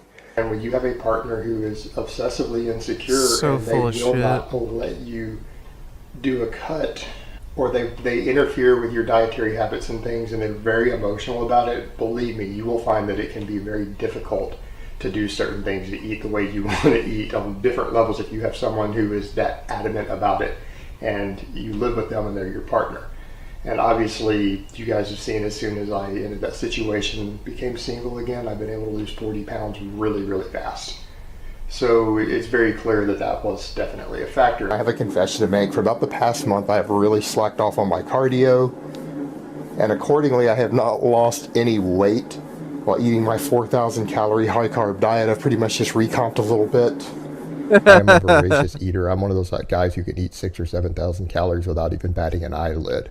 because I am an overeater. I have an insane appetite. Multiple people in my family, 300 to 400 pounds. Of course, at least one NFL player in there because of that, who is over 300 Oh my pounds. God. But I eat a lot. I'm very, very hungry. I have to use a different strategy than a lot of people do just to keep from getting really fat. For me, that strategy is I load up on tons of vegetables, brown rice, beans, dry chicken, bland, satiating foods all day long. And you know, I can eat 4,000 calories of that stuff without even thinking about it almost. I mean, guys, I have days with me, I don't even eat junk food anymore. I eat a completely raw diet, and I've gained weight unintentionally while doing cardio every day, living on like brown rice, whole wheat pasta, lean beef, like 95 to You can tell he's clearly not training here. 97%. Lean beef, chicken breast, Greek yogurt, oats. That's what I eat. Big ass salads. You guys see all my salads at Jason's Deli. I sometimes have on my non-training days, I get up and do an hour of fasted cardio in the morning. And sometimes I don't bother to eat till noon or 1 o'clock on my non-lifting days. Particularly when I go out to the rifle range, I spend my whole morning at the rifle range on those days. I can still easily make the scale go up eating nothing but bro foods in a little short window with only like 3 meals. I mean, stop and think about that. You guys really want to weigh more than I do? But I've sat right here and walked into a restaurant before. Well, not a restaurant, a fast food chain. One of my friends wanted a burger. And as you guys can see, everyone keeps talking about, oh, you're getting fatter, you're getting fatter. No, guys, I'm sitting down. It's camera angles and lighting. As you guys can see with me standing up, am I bigger? Yes. Have I gained body weight? Yes. Have I gained fat? No, I haven't. My belt sizes are the same. My pants sizes are the same. I'm in the same loop on my belt, which means my waistline is not getting bigger. What you guys see sometimes, again, because I'm sitting down, sometimes I'm leaning forward doing stuff, everyone's stomach pokes out a little bit. Even ripped guys, their stomach pokes out a little bit when they're sitting down. Welcome to the real world. It's just angles. And obviously, I eat a really high fiber diet. I eat brown rice and stuff every single day. You guys see my salads and stuff on Instagram. When you eat 4 plates of salad and a couple of big bowls of brown rice, your stomach is going to stick out more.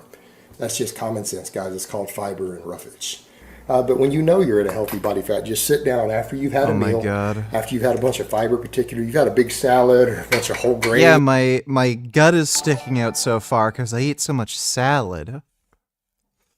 Jill Biden donated $2. Have you seen this video? It's very fucking good. Don't sleep on it. The story is insane.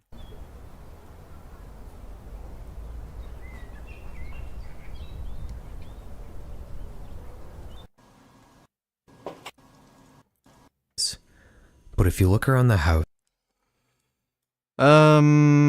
I don't really care too much about Minecraft stories, but I'll give it a chance. Thanks for the donation, Jill Biden.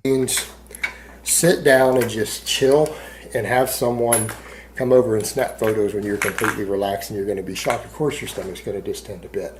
We've even seen photos back in the day of Arnold Schwarzenegger looking like that.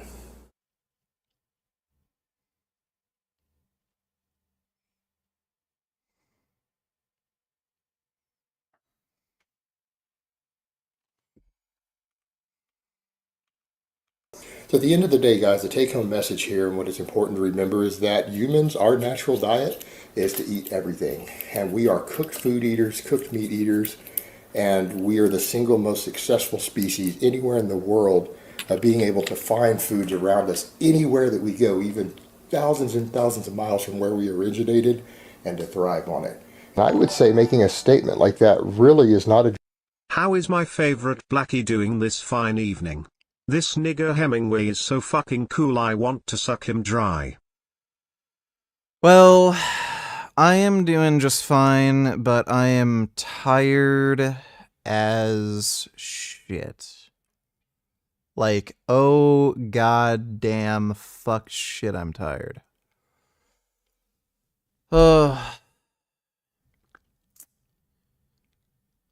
Got up fairly early, worked out for a few hours, and, oh man, could I use a nap. Thanks for the donation, though, John Zook. Addressing the fact that humans as a species are kind of wannabe meat eaters, but we really are herbivores. Now, we've adapted to some extent to eat meat over eating cooked meat for the last couple million years. But we really are, biologically speaking, herbivores. But a lot of this stuff just gets kooky.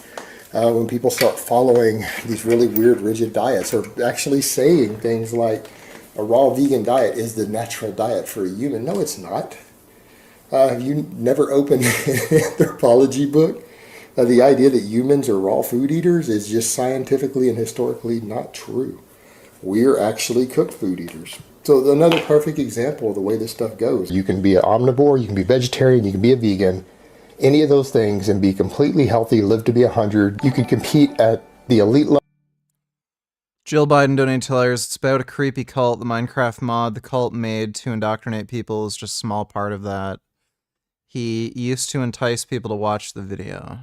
Okay. Thanks for the donation, Jill Biden. I'll watch it. Levels in top sports, you could win gold medals in a wide variety of sports while eating any of those 3 dietary approaches.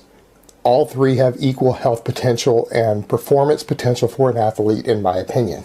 People are promoting a diet that for the majority of people isn't sustainable. Grey Knight donated $2. Jill Stein is challenging Kamala Harris to a presidential debate while she's waiting for Trump to respond. What the fuck?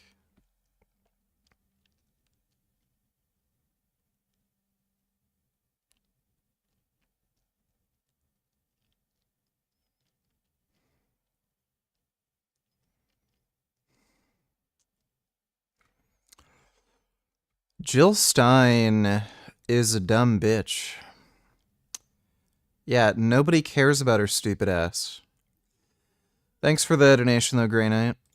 Well, there are some people who've been vegan and stayed vegan for 50 years. They are the exception to the rule, not the norm. Most of you are going to find it to be unsustainable like I did. Me personally, like I've said in the other videos, I perform better as an athlete. I've lost a lot of body fat. I'm able to control cravings. I feel better and fuller and have more energy on a lot less calories now that I'm doing a high meat ketogenic style diet. I feel better. My blood work looks better. I'm happier as a person for it. Okay, as someone who's a vegan and who actually really does know nutrition, a lot of vegans don't know nutrition. Because a vegan diet, you could be on a vegan diet and have one completely different set of macronutrients and calorie intake and still be on a vegan diet and eat something that's the exact opposite. You could, at 80-10-10 as a vegan diet, you could do a ketogenic vegan diet, which is the opposite extreme.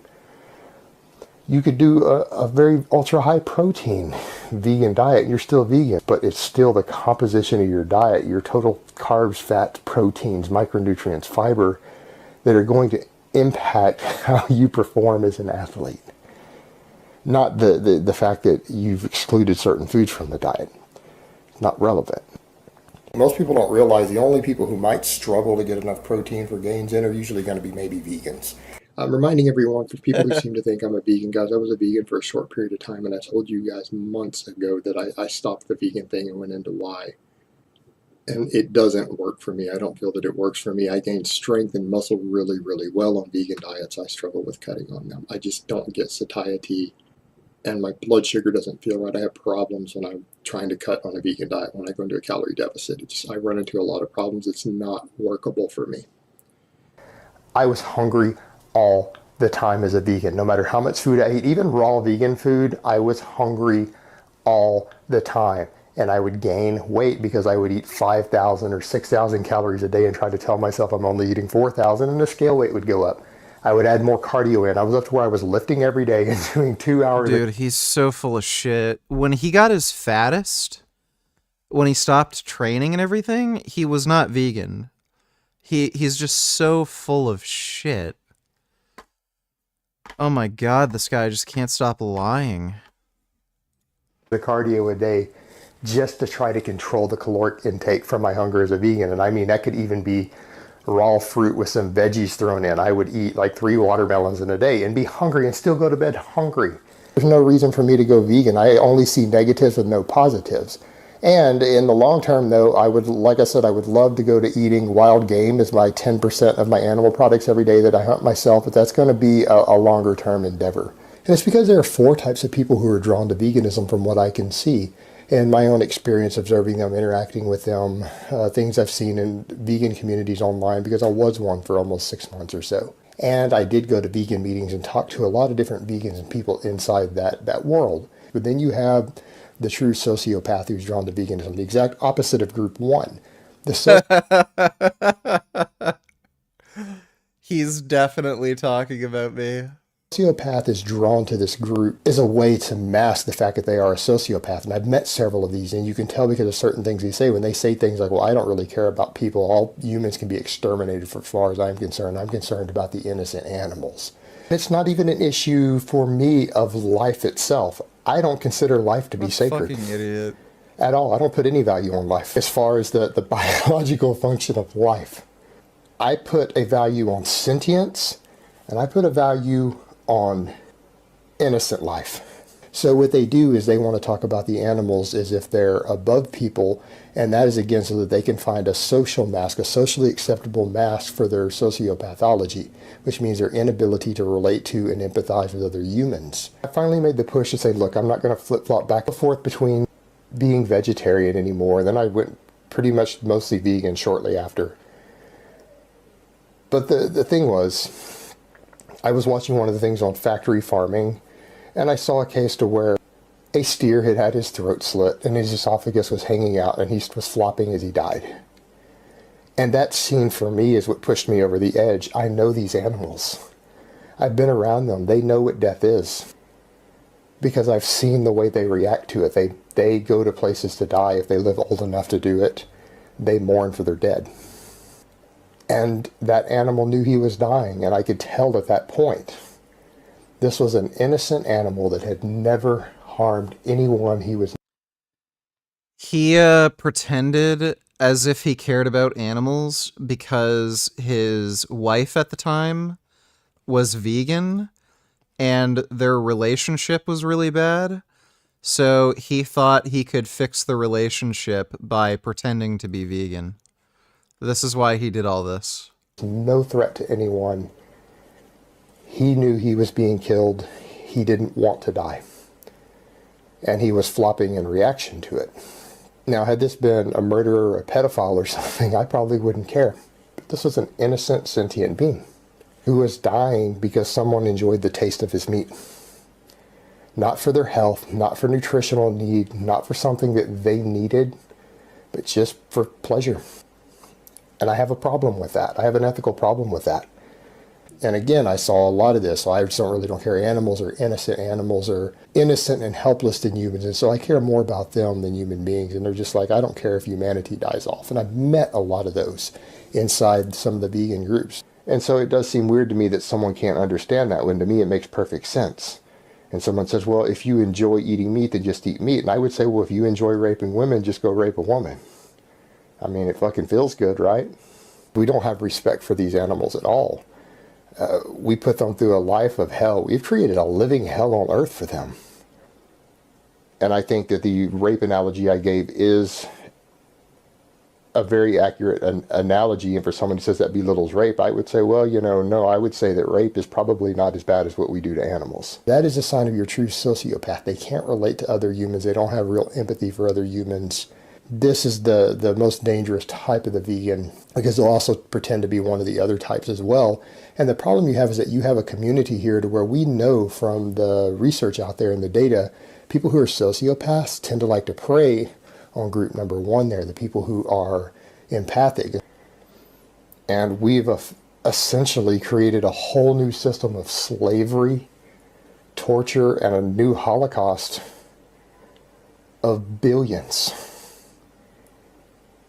of sentient beings who pose no threat to any of us, have done no harm to any of us, purely for our own pleasure. And the sad thing is, we can eat meat substitutes that taste pretty much the same.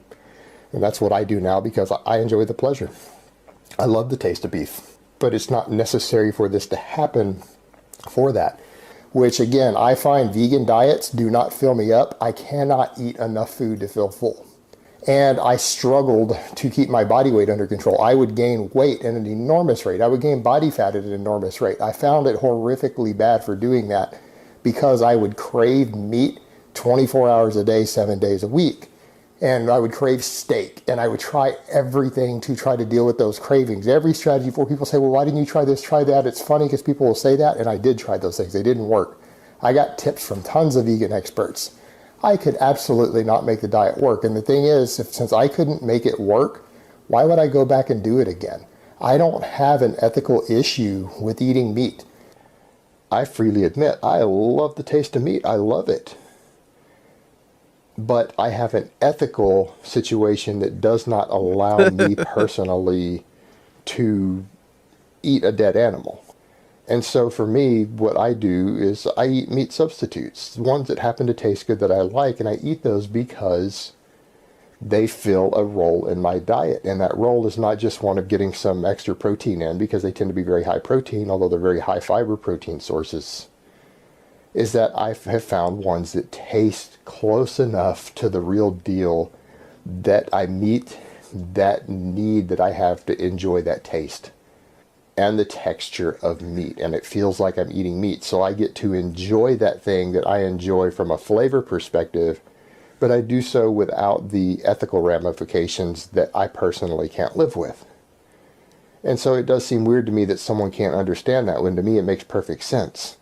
Contrary to what a lot of vegans are saying, we do crave meat. I crave meat. I couldn't handle my meat cravings after months and months without it. I tried everything from eating peanut butter to get the salty taste of meat with fat at the same time, and then soaking a penny under my tongue to get the coppery taste of blood, because I happen to like raw or rare meat myself. I love like blue steaks.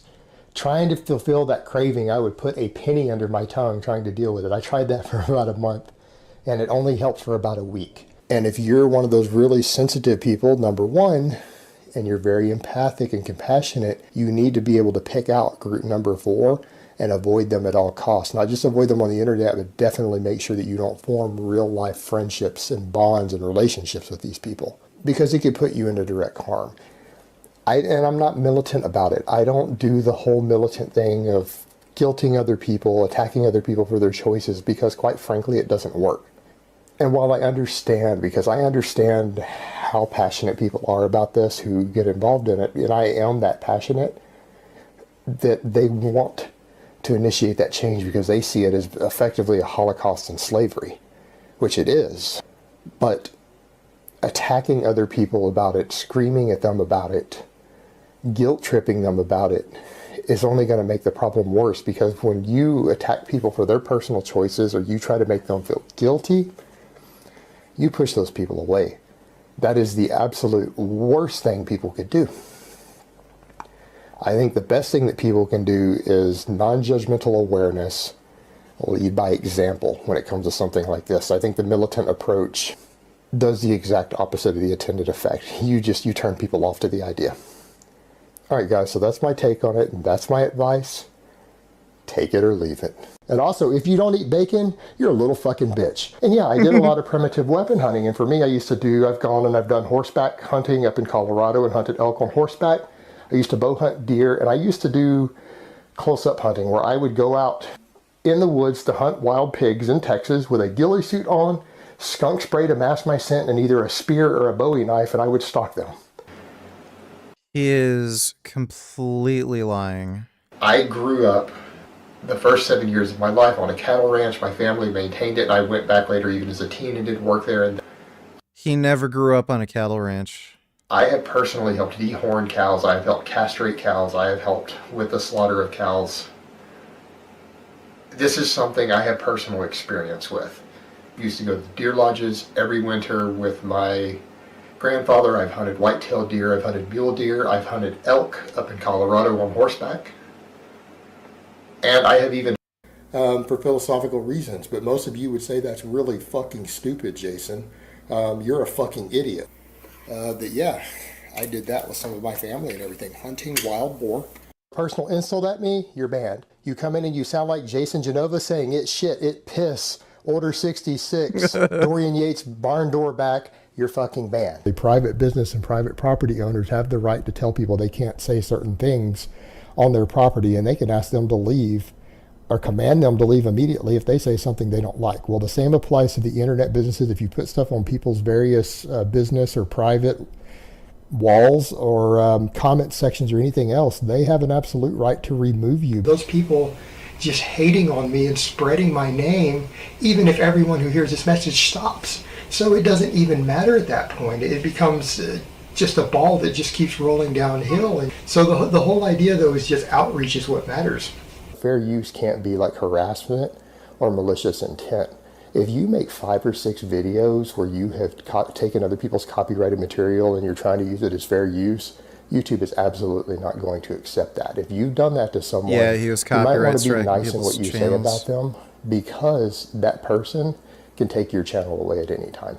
Pretty much if you've done something like that, you probably want to basically suck that person's dick in terms of what you're saying about them, because your channel now exists at their leisure. That person can basically at that point, with 15 minutes of typing and hitting the right forms, have your channel shut down permanently. Even if you feel it's fair use, YouTube's... It's funny, he only ever did this with smaller channels. He never copyright striked me. Only going to let you file 1 or 2, and at the very most 3 fair use policy claims against someone. They see anything beyond that. If you've taken more than about that much, and sometimes they won't even give you that much, if you've taken that much of someone else's video, they're going to see it as harassment, and rightly so. Now, you could take a business that puts up such signs, and you have the right to boycott that business. You have a right to tell other people to boycott that business because you don't like them imposing their beliefs on you about firearms.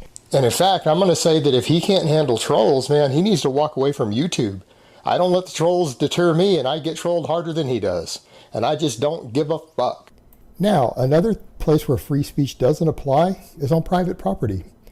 Case in point, people bring up our YouTube channels. You know what? That's a business. The YouTube wall is an extension of my business. I therefore have the right to remove any person who is saying something offensive. If I don't like it or it's disruptive to the business, I have a right to ask them to leave. If they don't leave, I call the police, and the police can show up and arrest them. In this case, I have the police button. But at any private business, if my channel were a shop front, or I open a shop front associated with the business, and a person comes in saying something I find offensive, your free speech doesn't apply on private property. That person can immediately demand that you leave, and if you don't leave, you're now trespassing. Well, if you happen to be in Texas and it's private property and you're trespassing and you don't leave immediately, you can shoot that person. I was a paid fiction writer on the internet. The problem is that this book company requires everyone who works with them to sign NDAs. I can't discuss the book company. I can't discuss the material. I can't discuss any of the names involved publicly, or I violate that. Oh yeah, so the context for this one is people found out that he was a part of a David Icke forum, and he was claiming that he was abducted by aliens, and this all got leaked, and then rather than just saying he was trolling, he made up some weird story about how he's a science fiction writer. And this was part of a promotion for a science fiction book or something. And then when people asked, okay, well, what book was this for? He said, well, I had to sign an NDA. That NDA, and they could sue me. As a result of that, a lot of people are like, oh, they're trying to spam the stuff on my channel. I had been advised by a lawyer that if any references to this thing come out, that I'm covered as long as I delete it. But a lawyer had advised me a while back that they wouldn't be able to take me to court as long as I make a reasonable effort to remove any references to it on any pages I run, because technically NDAs, slander violations, things like that, if they're on a media that you host or you own, and in this case my Facebook page and my YouTube channels would constitute media that I run or own. So as long as I make a reasonable effort to remove any such things, I'm covered. I've actually covered myself. It's not my fault that the book company wasn't able to secure their stuff enough for people to not find out who I was over time. I don't know how it got leaked or how any of that happened, but I'm just having to clean up the mess a little bit. It means I'm blocking people. So guys, if I block or ban you for that, it's not because I'm annoyed by you. It's nothing personal against you. Please don't take it the wrong way. I'm covering my butt in court because I kind of have to. I've been advised by a lawyer to delete and ban anyone who does that. I'm not going to court so that you guys can have some fun. But again, because of the nature of it, I can't ever list the book company. I still have to ban you for it. So please don't take offense if I do that. It's just something I have to do for legal purposes. Because when people say, hey, Jason, the videos are going to shit, I don't like the comments you're covering, you're kind of to blame. Because if you want to see certain topics brought up or me to do certain types of content, you need to talk about that content in the comments. That's what I'm looking for. And I'm going through trying to filter out all the nonsense and the bullshit. So if you're not posting about the things that you want videos on, you're the only one to blame if I'm not actually posting videos about what you want to hear. Discuss the topics you want me to do videos on. I'm more than happy to do it that way. I've always done it that way. And please don't talk about all the trolling and the other negative stuff if you don't want to get banned on the channel, because I'm going through just picking that out with keywords without even reading the post, because there's so many of them right now. I banned probably 300 people in the last 2 days. Still making videos every single day, and we're laughing at all these trolls and shit. We don't get butthurt about it. We don't give a fuck. Fuck them. At least they're watching us. At least we're making money off them watching and commenting. Fuck them. And anyone who utters any of the key phrases that the trolls are using, we just ban without having to read all the comments. So I'm not even seeing what they're saying. And 95% of those are going to be legit. Oh my God. Is it something I'm interested in doing? And as you'll notice that there's only one character available, making it not much of a choice. Organization called Twin Flames Universe, which on the surface appears to be some sort of online course that promises to help you find your twin flame. What is a twin flame, you might ask?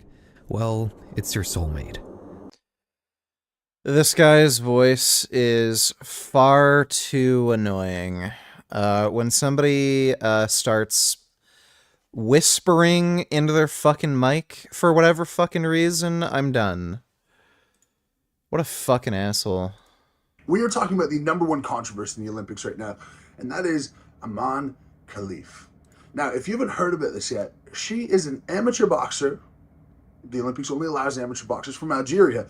And there are questions around, is she a man, is she a woman? And this was really brought to light when she fought an Italian opponent, and 46 seconds into the match, the opponent quit crying because she was hit one time. Now, let's go into this a little bit. It's not as cut and dry as you guys might think, and I think there's a lot of misinformation out there about this.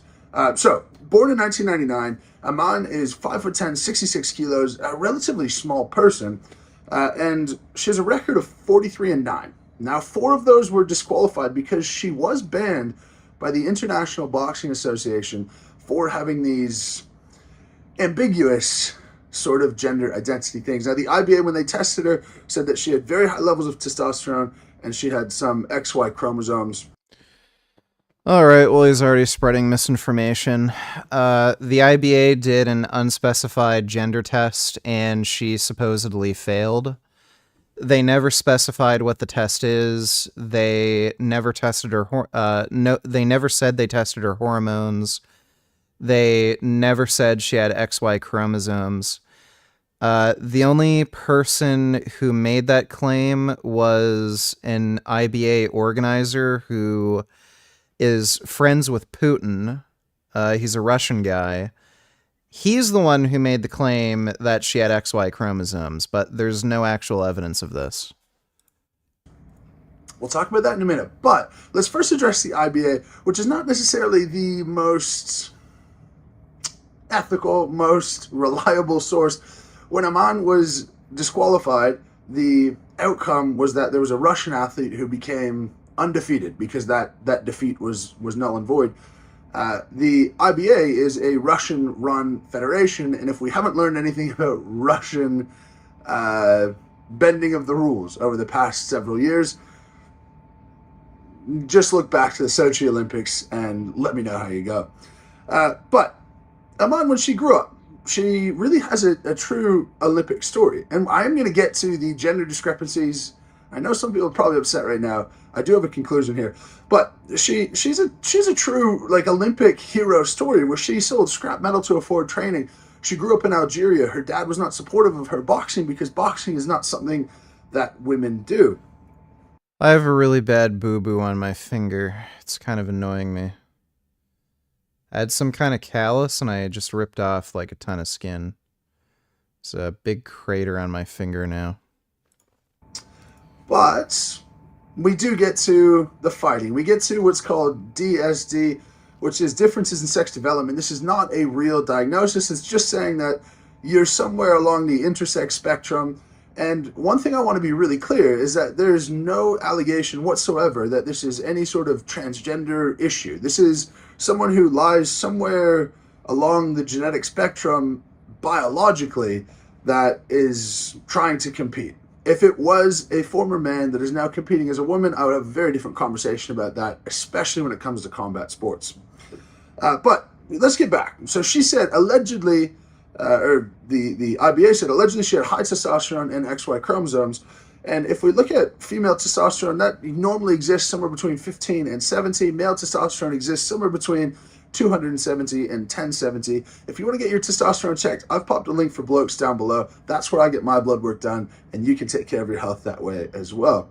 Now, why might a woman have high testosterone? Why might a woman have XY chromosomes when externally they are 100% woman? There's nothing that you could see on them that would make you question anything about their gender. And there are really several different reasons, all falling under the DST category. There's polycystic ovarian syndrome, which would be the most common, and virtually everyone watching this video would know someone with that condition. Swyer syndrome and androgen insensitivity syndrome. These syndromes, they can have XY chromosomes associated. Not all of them, but all of them do result in higher levels of testosterone. We're talking up to 3,000. The upper limit normal for males is 1,070. Now, externally, they're female, 100% female, but internally, they're male. One complication with this is it's very common for these people to actually not even know that they're anywhere along any sort of spectrum. They exist as a woman. Oftentimes, they can't get pregnant, and then they go to the doctor only to find out that internally, they might have undescended testes. They might have one testy and one ovary. There's a lot of different situations by which they may be infertile or they may be unwell at some point, but it's not a nefarious thing. There's no wrongdoing here at all for people who have these conditions. And I think when we see something like this, we have to go back to what is the precedence? There's the whole question of what is a woman, what is not a woman when it comes to competing in sport that has obviously become a huge talking point in recent history. But when it comes to intersex people, it's hard. You really don't know. Of course, you would never see an intersex person competing with the men because if they had some female characteristics based on the average performance of men and women, they would have a very difficult time making it to the Olympics. So this really just becomes a conversation about women's sport and maintaining the integrity of women's sport. So the IBA alleges that the IOC determines gender based on the athlete's passport documentation, which is completely untrue. So at Rio in 2016, I have a friend who runs 800 meters, or she did run 800 meters at a very high level, and she brought attention to me about this race in 2016, the women's 800 meters. You look at the picture of the podium, and you definitely have some questions of what's going on here. Now, it was won by Caster Semenya, but all of these women, all three of these podium finishers, they had genetic defects to make them intersex, but they were allowed to compete. Now, they were allowed to compete in the 800 meter, but they weren't allowed to compete in the 400 meter. That was seen as too much of an advantage. They all had high testosterone, they all had XY chromosomes, and they were all... By the way, the reason they made that decision was because they were black. That's the only reason they made that determination. They didn't want so many black women winning all these medals. So they made this new arbitrary rule when it comes to women who are either intersex or women who have a mutation that makes them have higher testosterone. They're all black or brown women. So because a bunch of white girls got upset and it's unfair, they can win easier. The Athletic Association, who again is made up of all white people, basically just banned them because they're black. Had really nothing to do with them being intersex or having abnormally high testosterone for a woman. If it was some white chick, like imagine the story if there was an American competitor, white woman, and she had like either intersex or if she was intersex or had abnormally high testosterone for a woman, do you think anybody would fucking ban that bitch? No, it was all because they were black. All allowed to compete. Now they are all now banned. I don't get it. I don't understand. Where's the IOC saying this is where we're a man, this is where we're a woman? But they were allowed in the past, and they're not right now. Now, since they're not right now, we go back to a man. Well, a man is virtually under the same. Well, obviously, we don't know their medical situation, but they seem to be under the same category. But they're allowed to compete. So, to me, a man is a girl. She is not an unbelievably dominant boxer. She's 43-9. It's good, but if you think of anyone, and this is amateur. This is only amateur. If she went up against pro, she'd be absolutely demolished. She's never. If you're 43-9 as an amateur, you're bad. Like you're just not a good boxer. It's not like terrible, but you're never ever going to like be pro and win anything. So that's a terrible record. Identified as a man, she has a genetic advantage that gives male hormones and makeup, but is genetic advantage against the rules? And what are the rules? If we couldn't have genetic advantages, well, you couldn't be a basketball player who's tall. You couldn't be a boxer who's tall. You couldn't be a water polo player with lighter bones. You couldn't be a swimmer with Marfan syndrome. But combat sports should be treated with an extra level of security. Like I said. Oh, I'm malnourished? Do you feel bad for me? Okay, so, please explain to me why I can bench 410 pounds. Do you want to explain that to me while being malnourished? Do I just have, like, superior genetics to you? Are you just, like, some fucking inbred, fucking retarded piece of trash who's, like, muscles and bones didn't form well because your mother and father are sisters, and they shat out a little fucked up mutated retard baby like you, and you're not, you just can't be bigger and stronger than a fucking malnourished vegan? Is that why? Okay. Said before, and somehow it's become less strict than track and field. To me, Okay, Michael, I'm opening up the Discord. If you don't debate me, I'm banning you in 3 minutes. So as soon as I drop the link, you better hop into Discord or you're banned.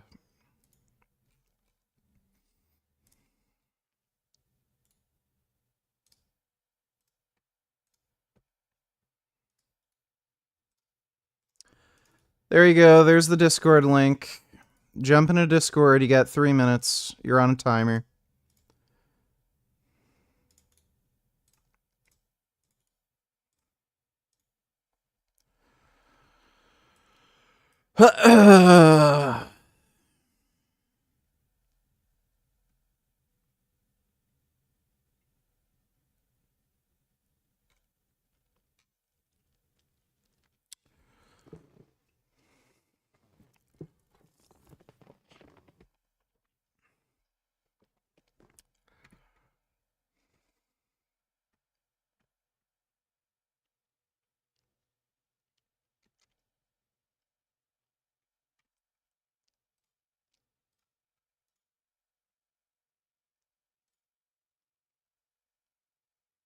You didn't give a debate prop? I don't fucking need to.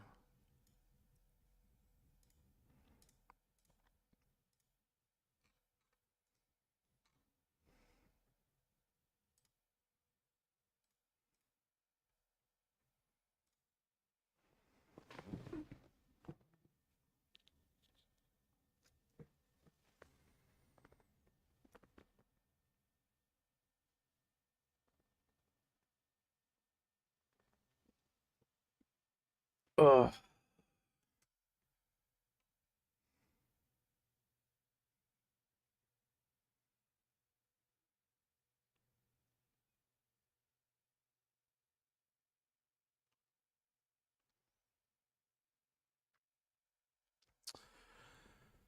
Sounds like he's stalling.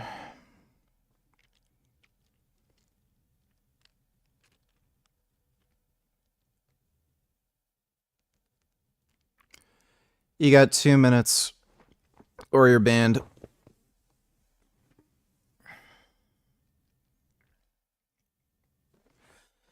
By the way, you don't even need to download Discord. You can just use the app through, like a browser, so he's probably full of shit.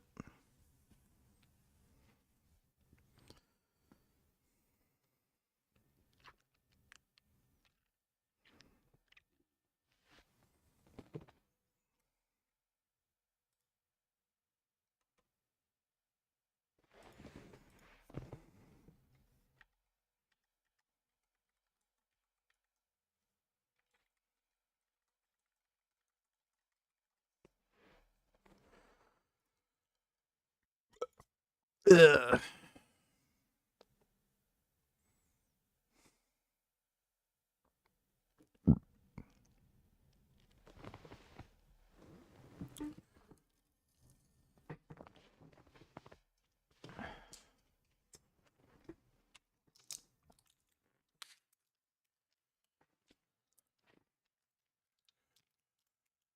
Oh my god.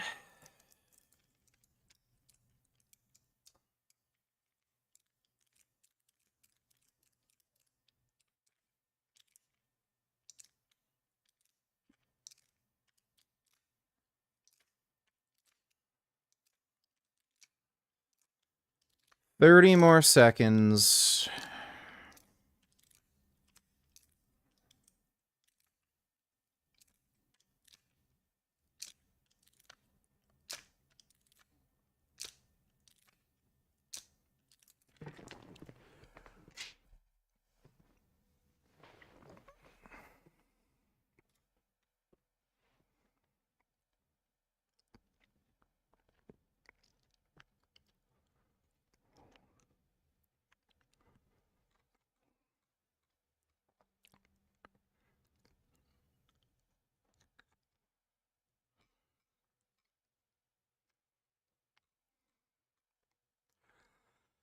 Alright, congratulations, you're banned, dumbass.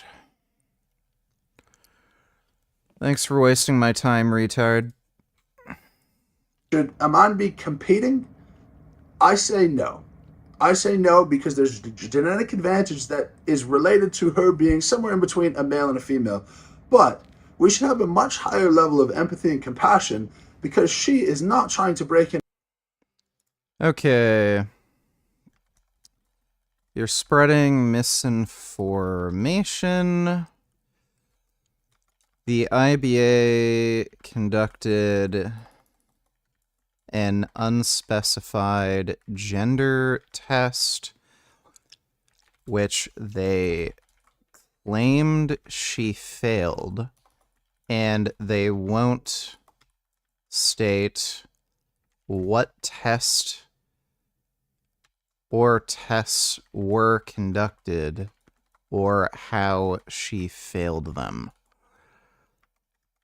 As you mentioned, the IBA is also a Russian organization, and there's likely corruption. I've officially taken a pledge to stop masturbating and improve my life. You're going to see a new Aaron P. very soon. I came. Fuck shit fuck shit. My penis has betrayed me. Why did my penis do this to me? I tried so hard.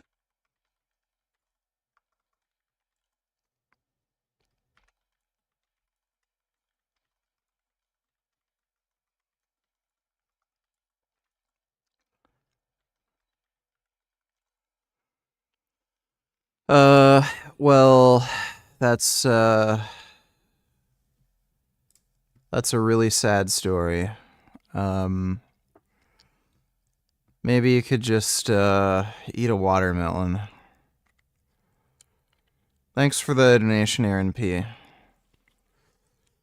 Spreading misinformation, the IBA conducted an unspecified gender test, which they claimed she failed, and they won't state what test or tests were conducted or how she failed them. As you mentioned, the IBA is also a Russian organization. There's likely corruption involved in this whole issue. And not so coincidentally, Russian bots have been spreading the narrative that Iman is transgender.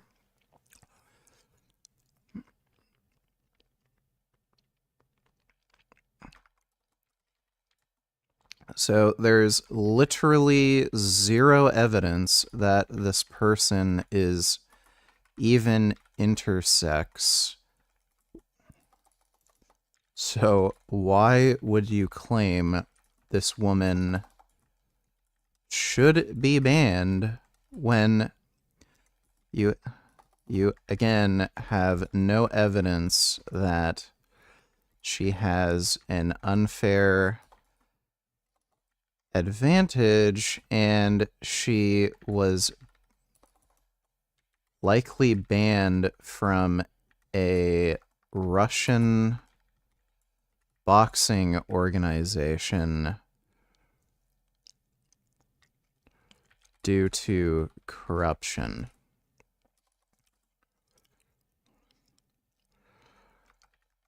Also, if you think intersex women shouldn't be allowed to compete in women's sports,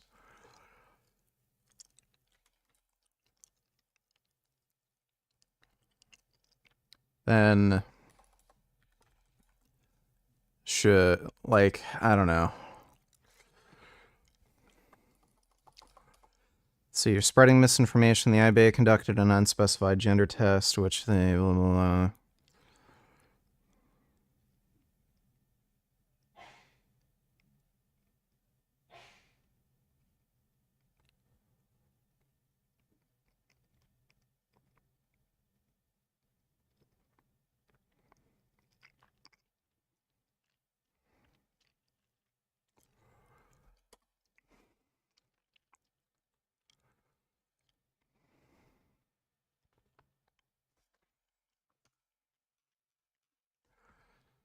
There we go. I'll just post that. It's probably going to get deleted immediately. Yep.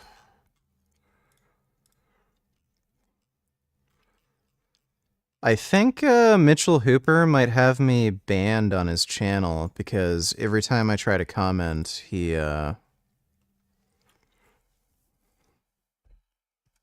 my comments get blocked.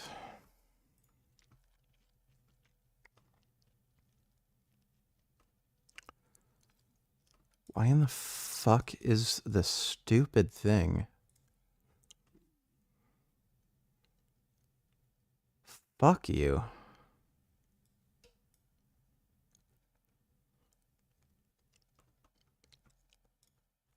That is so annoying. Oh my god. Is the stream acting strange for any of you? Like, is it jittering or stuttering? Because I don't know why the fuck, you're buffering.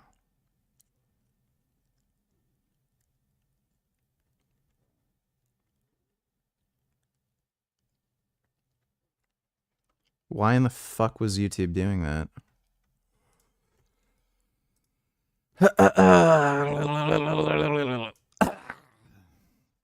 His wife touched down in their private jet at tiny Sion Airport in the Swiss Alps. It's a wedding anniversary celebration, and they're on their way to a luxurious ski vacation. Sion is the gateway to the... I have to go take a piss. I'll be right back. What's Destiny doing? The fuck? Okay. I'll just read this section, I guess. Documents obtained by the committee show that GARM told its members to boycott advertising on Twitter after Mr. Musk's purchase of the platform. Okay, I'll be right back. I gotta piss.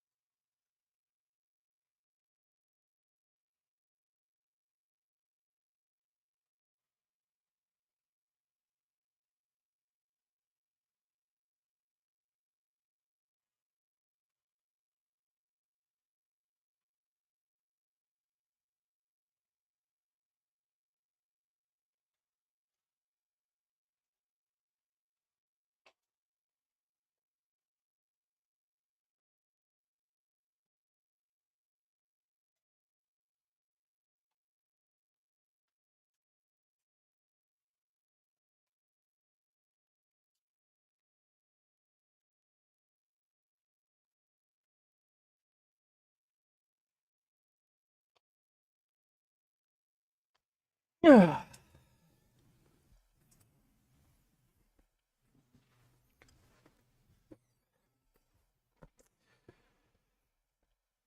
Oh.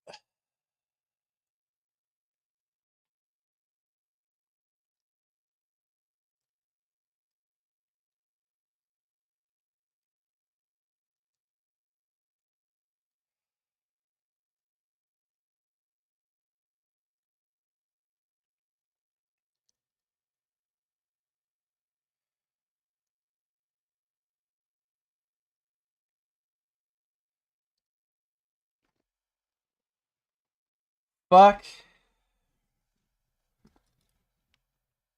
Fuck, fuck, fuck, fuck. God damn it.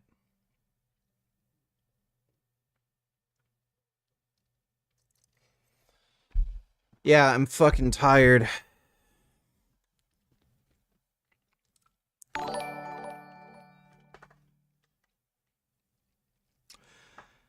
Shame her with bananas. Last Jasmine stream, she said she stopped watching your videos and content a couple years ago. Think she might be cheating on you.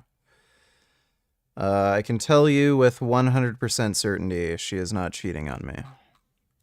To the famed resort of Zermatt, where the elite go to ski and to party. Sion is still an hour's drive from the slopes, so the truly wealthy take a short walk across the tarmac and board helicopters to take them directly to the slopes. The oligarch's name is Vladislav Klyushin, and at this moment, he's at the absolute height of his powers. He's built a fabulously successful company, he's cultivated connections at the highest levels with the Russian government, and he works for the office of the Russian president, Vladimir Putin.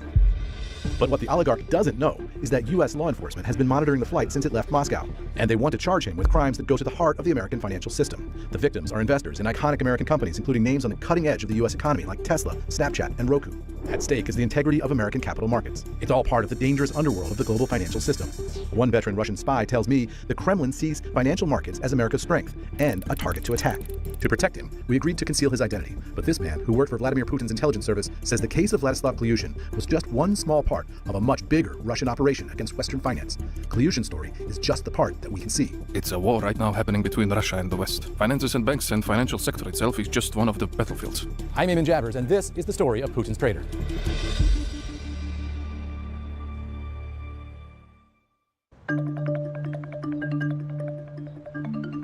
The story begins when veteran FBI investigator B.J. Kang gets a tip from the Securities and Exchange Commission, which has spotted a pattern of unusual and suspicious activity in the stock market. They suspect insider trading. Someone is getting financial information ahead of time, against the law, and cashing in on Wall Street. The information we got early on was there were a number of traders. They were just hitting it out of the park. Kang is one of the FBI's most storied financial crime investigators. He's busted some of the most notorious Wall Street criminals of all time. He was there for the arrest of Ponzi scheme mastermind Bernie Madoff, and he perp-walked insider trader Raj Rajaratnam. That's why Reuters once called him the most feared man on Wall Street. We worked it as a regular insider trading case. Just go after the evidence and then follow the evidence and see where that takes you. Working with Kang is Stephen Frank, the veteran prosecutor who led the Varsity Blues case against rich parents who corrupted the American college admissions process. Frank began his career as a reporter before going to law school and becoming a prosecutor. Using that experience, he sizes up the tip that came in from the SEC. We knew that somebody was up to no good, and we knew that the scale of it was pretty big. A concerned sub donated to ours. You dox yourself the other week. I'm sure you know when. Hope you didn't post the live stream. Probably too late, you dummy. Don't think I doxed myself. Thanks for the donation, stupid. This man does not know how to sleep at night. How many hours you get a night? Usually get around 8 to 10 hours. I'm just like, You know, dieting really hard, training a lot, poopy doopy. Thanks for the donation, though, Nut Muffin. Because it was happening quarter after quarter in stock after stock, and all of these different people were trading on it, and they were making a lot of money. So the brazenness of it was really striking to us.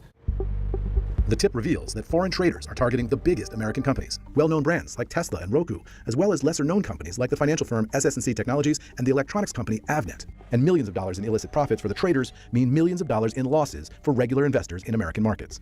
It's really unfair to have people sitting in the comfort of their offices overseas behind a wall that they think protects them, taking advantage, stealing information, and trading on it to the detriment of investors all over the world. But at the very beginning, we were like, are we ever really going to be able to figure this out? And even if we can figure it out, are we ever going to be able to lay hands on these people?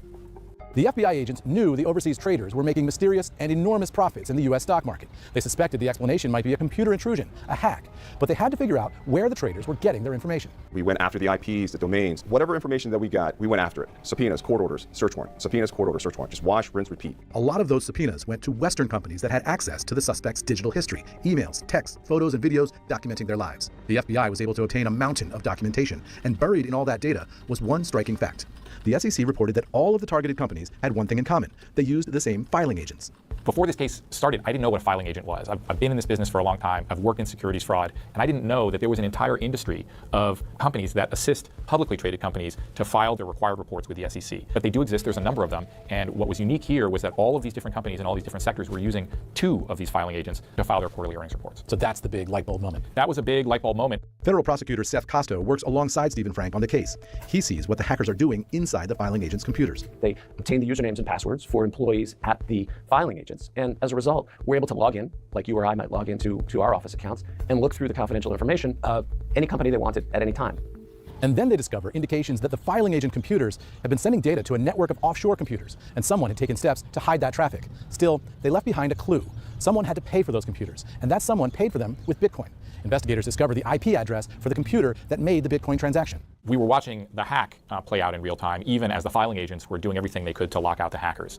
When they trace back that IP address, they discover exactly where the cyber attack is coming from. It's coming from Moscow. And I find this, and I'm like, what is this? I was like, holy moly, is this what we think it is?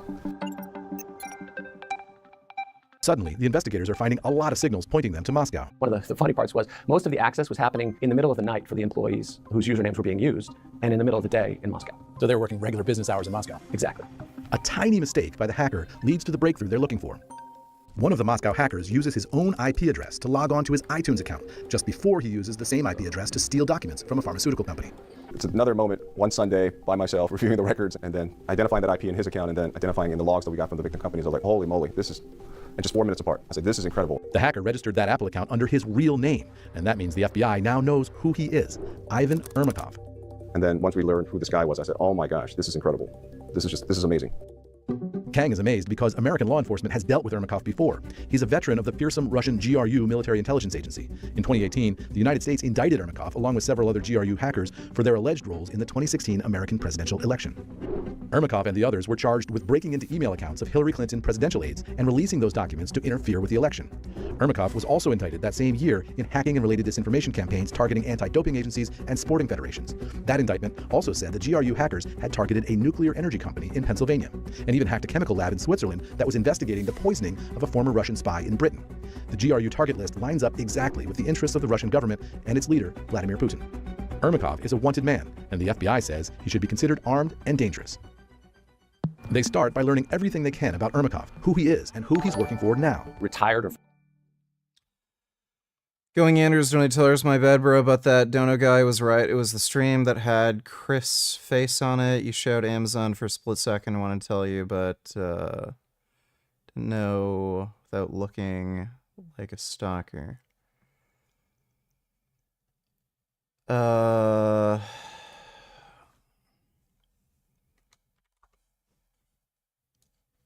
Chris? Chris who?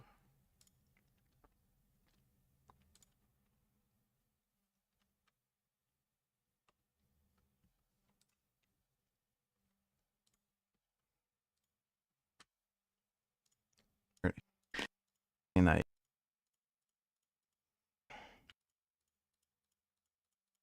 Inside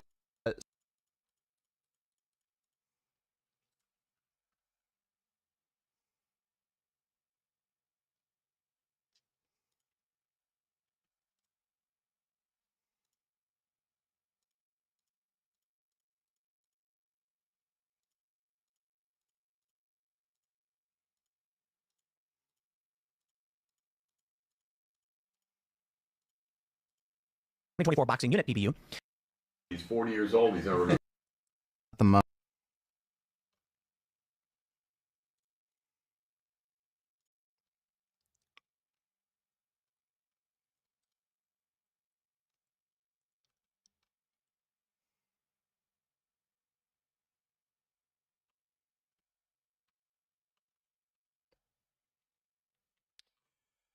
I think it's deleted. Whatever. Former Russian military officer with the pedigree, so to speak, of having been indicted twice by the Justice Department for his role in influence campaigns. A hacker. Well, what fucking stream is it? God damn it. Just link it to me. Holy shit. For hire. They learn that Ermakov is young, ambitious, and he's gone to work for a private company. The company is called M13, and it's based in Moscow, in the southern part of the city. The company advertises itself as a cybersecurity firm, and it tells potential customers it has experts who can test a company's cyber defenses. In other words, it's a hacking company sitting in plain sight. They said, look, we can create teams of black hats who will use hacking techniques to see if they can break into your website, see if they can cover their tracks, see if they can gain access to your most sensitive data, and then we'll tell you what we were able to do so you can fix those holes in your network. But then what they did is they turned around and they used exactly the same techniques that they were advertising to hack into these filing agents in the US. M13 works for private clients, but on its website it also says the company works for the government of the Russian Federation and the office of the Russian President, Vladimir Putin. And here's where the story gets really interesting, because all of the FBI agents and federal prosecutors we spoke to were deeply reluctant to discuss anything to do with Vladimir Putin himself, even though M13 said it works directly for his office, and Putin is a figure looming over this entire story. One thing is clear, there's something very sensitive going on here. The one name we haven't talked at all about is Vladimir Putin. You can't talk about Vladimir Putin. There's nothing for me to say about that. You think Vladimir Putin himself was aware of these guys and allowed this to happen? I can't speculate about that. So this is a guy who's worked for Vladimir Putin's office. He did work for the office of the Russian president. That's as much as we can say publicly, because that's what's up on his website. You think this actually happened? Or is it editing? I know Richard can't admit that Israel has made rights BTW. Did you hear of Israelis protesting to rape Gazans?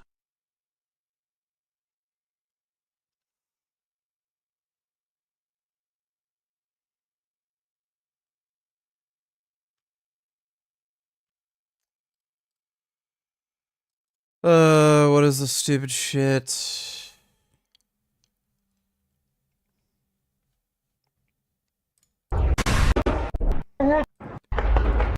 Don't bother sending me the stupid footage, dude. It's just horseshit. I'm not gonna respond to the rest of your comment because you sent me that.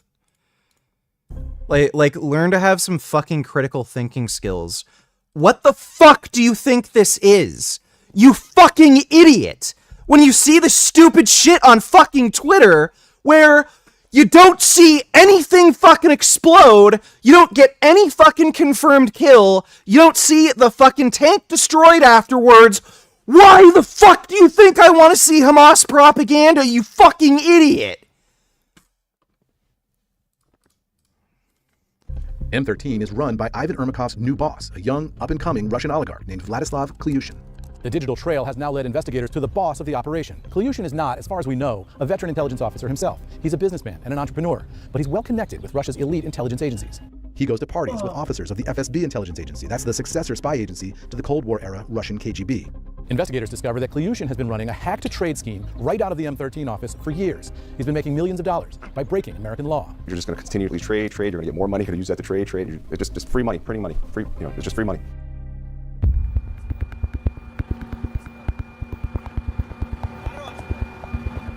The evidence investigators gather starts to reveal the story of what's going on behind the scenes in Moscow. They obtain photos, videos, and documents, emails, and text messages that the M13 employees are sending to each other. All of that paints a picture of the young oligarch at the top of the company. And I heard you once say in a stream that you think black people should have more rights than white people. You can't say that. That's hateful. They should have the same rights, not more. That's what equality stands for. Nationalism of any kind is bigotry. I never said black people should have more rights than white people. Thanks for the donation, Dodo. I survived abortion, donated $2. POV when Alex hears horseshit about Gaza. I'm not a violent person, but I'll tell you what. How about you slit your own throat or jam some ice picks in your own eyes? How about you hang yourself tonight? Because if you want us to die, I say you need to die first. If somebody attacks you and breaks your nose, and you punch them and their nose rips off their face. I mean, the cartilage came out, nose is like hanging. It's just like victory. What happens, Wolf Blitzer, when somebody pumps rounds into your little pumpkin head? I will volunteer when they get convicted to kick that switch and hang their ass. In fact, I want to kill you. And you understand that I want to destroy you. That's a demon I will take down or I'll die trying. Politically, you're going to get it or I'm going to die trying, bitch. Maybe I'll just break your jaw. It's kind of like a trick breaking somebody's jaw. It's almost like it's magic. You just got to punch full power, totally relax, punch them right in the side, and just go, yeah!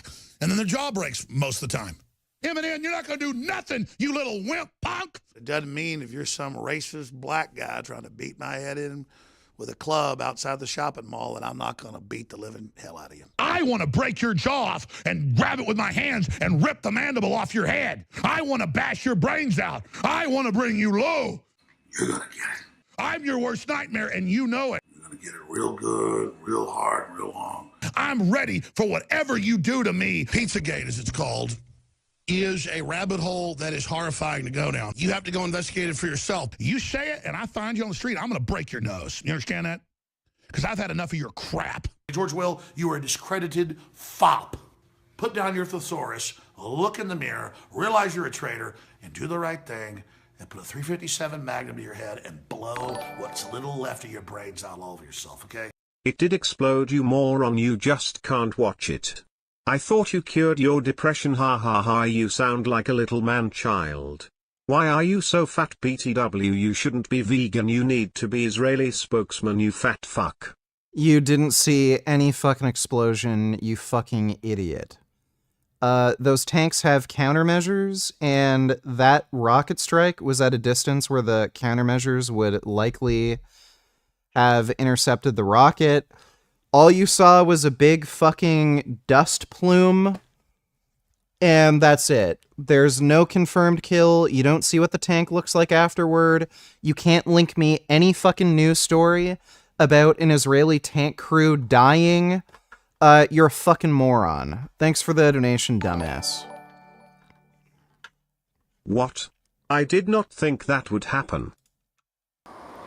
I had a chance to talk to Dorchester County Coroner Paul Brothers about what was an easily preventable tragedy. Approximately 10:20 last night, we received a call, or the Sheriff's Department, and... What do you think about the VP pick? His granddaughter is vegetarian. Also went a few times, including with his daughter, who he says tricked him into going on the most extreme ride at the fairgrounds. Take a look. Something old and something new. I get to pick. Real funny.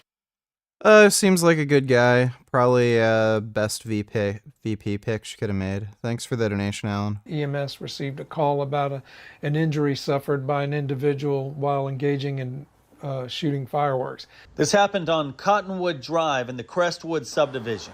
The man who was involved in this incident was 41-year-old Alan Ray McGrew. There was nothing emergency crews could do to help him when they arrived. He was pronounced dead at 11:10 p.m. Well, according to witnesses and family members at the scene, the decedent was standing in the roadway on Cottonwood Drive and had on a large top hat and put the firework device on top of that, lit it, put it on top of his head, and it exploded, and he suffered a massive head injury. The police report says McGrew started drinking at 6 p.m. What a surprise. You put an explosive device on your head and it goes off and you die. And his wife tried to get him to not put the firework on his head, but she said he was trying to show off. These kinds of incidents are 100% preventable, as you know. Unfortunately, some bad judgment was used in this case, and we're certainly sorry for that, and we're certainly send our sympathies to the family of this individual. We have the full press release from the coroner's office as well as the sheriff's department. You can see those at counton2.com. Well, that guy is a massive, massive dumbass. Thanks for the big donation, Nut Muffin. Bemis. He's a Las $103. Vegas man who claims he can summon UFOs on command. Pretty wild. So we sent Action News reporter Mike Delastrito to get the real story. But what he found shocked everyone and could leave you wondering, are UFOs real?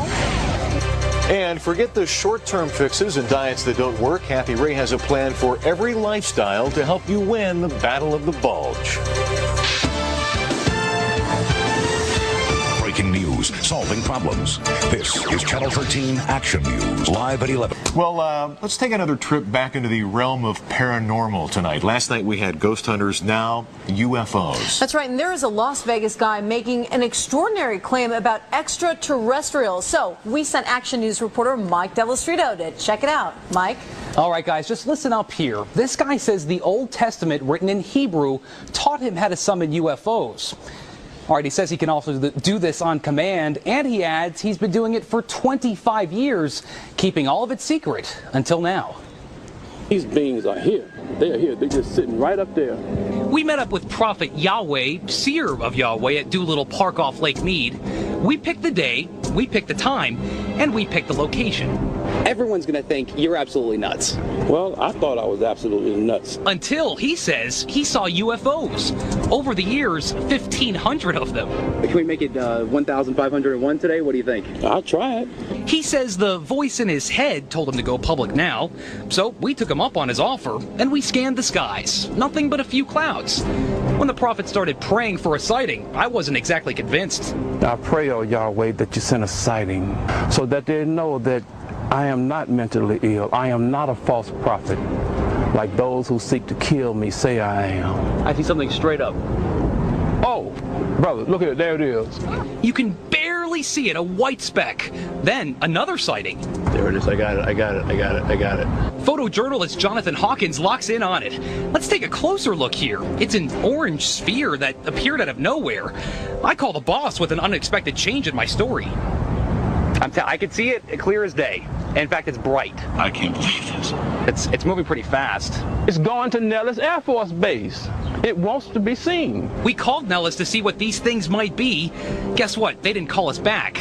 But this thing started coming back toward us. It's coming toward us now, I think. What?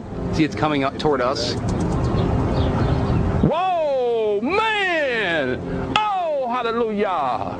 Then, a few seconds later, it disappeared. It's going back up in space. Prophet Yahweh isn't concerned. He says it'll be back. And I'm still not quite sure what those things were. Now, if I didn't see this for myself, I probably would have just laughed this whole thing off.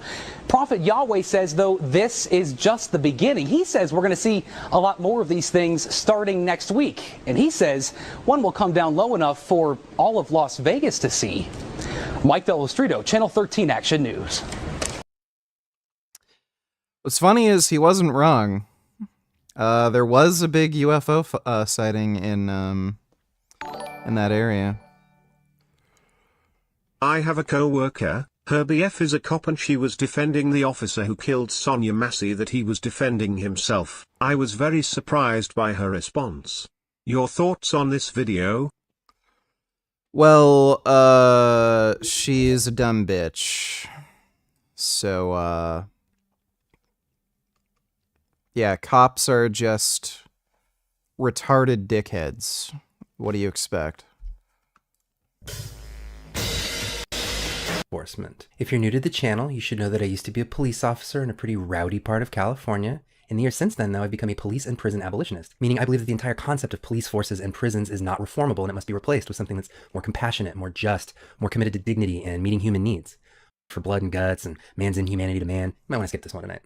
Anyway, there's nothing cops love more than captivating an audience with a war story, so I'll start with one of mine. So there I was, Saturday night, M4 rifle in hand, monitoring the perimeter of a housing complex in the middle of a neighborhood. Our gang unit had been tracking Jurger Donatellers, what's wrong with incest in the cases where it doesn't cause emotional or relationship issues and they don't have children? I don't have a problem with non-reproductive incest.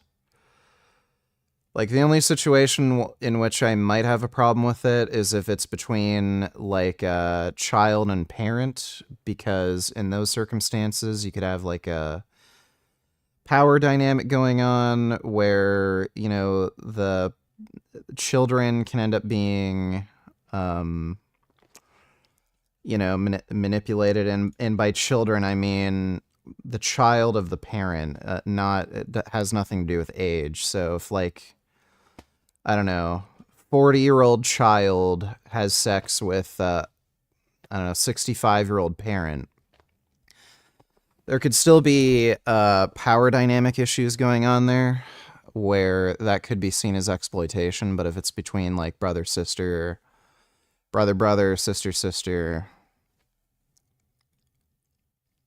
don't necessarily have a problem with it. Thanks for the donation, Jurger. An armed and dangerous gangster wanted for murder, and they'd seen him enter the middle property of a triplex where his family was hiding him. We quietly evacuated the two end properties. We prepared to make a dynamic entry, as they say. You know, this is the police, come out with your hands up, no answer, in go the flashbangs, and go the tear gas. After a moment, the gang unit radioed that the gangster had climbed up into the attic of the triplex, which was accessible to the two end units. I was tasked with standing in the doorway of the south unit in case he tried to sneak out that way. I was reminded that he was armed.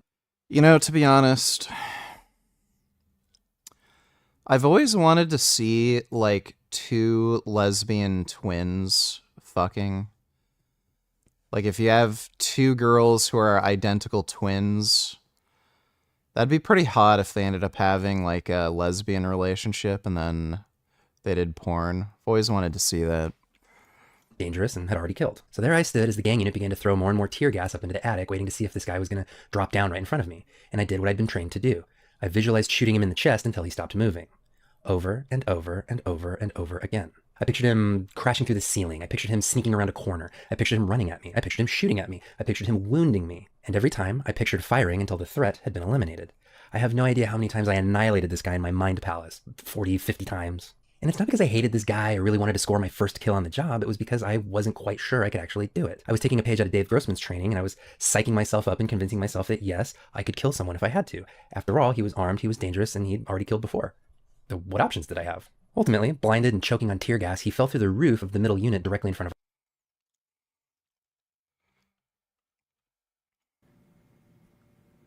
I should probably get Destiny's opinion on this. Hey, dude. Begins. Hello? Wanted your opinion on something. Sure, go. I got like 1 minute. What do you got? Sure. So, what do you think of the idea of two really, really hot identical twins, women having a lesbian relationship and fucking? I don't care. What do you mean? You don't think that'd be hot? Oh, yeah, probably. Sure. Yeah. Yeah, that would be pretty hot. Do you know of any porn videos like that? No, I don't usually watch twin porn videos. Yeah, I haven't been able to find any. Oh, well, good luck finding them. All right, well, take care, dude. Have fun. His chat. On a scale from 0 to 1. I haven't been able to find any. Oh. our canine unit. Did you know dogs are not incapacitated by tear gas? The gangster and I both... React to this, VG. So there is yet another trend that is plaguing Gen Z and millennials. The antisocial relationship state going on as I am filming this. So this episode is not never mind, I just won't work, or who have quit their jobs and are just vibing at home. It's a vibe. Those are the NEETs. Now, Business Insider recently did a piece on this community, and the headline read, Gen Z and millennial NEETs are on the rise. Many say that they would rather do nothing than be unhappy at work. And they gave a similar disclaimer at the beginning of their article, saying, many NEETs are listless, struggling through tough economic times, living off of loans, and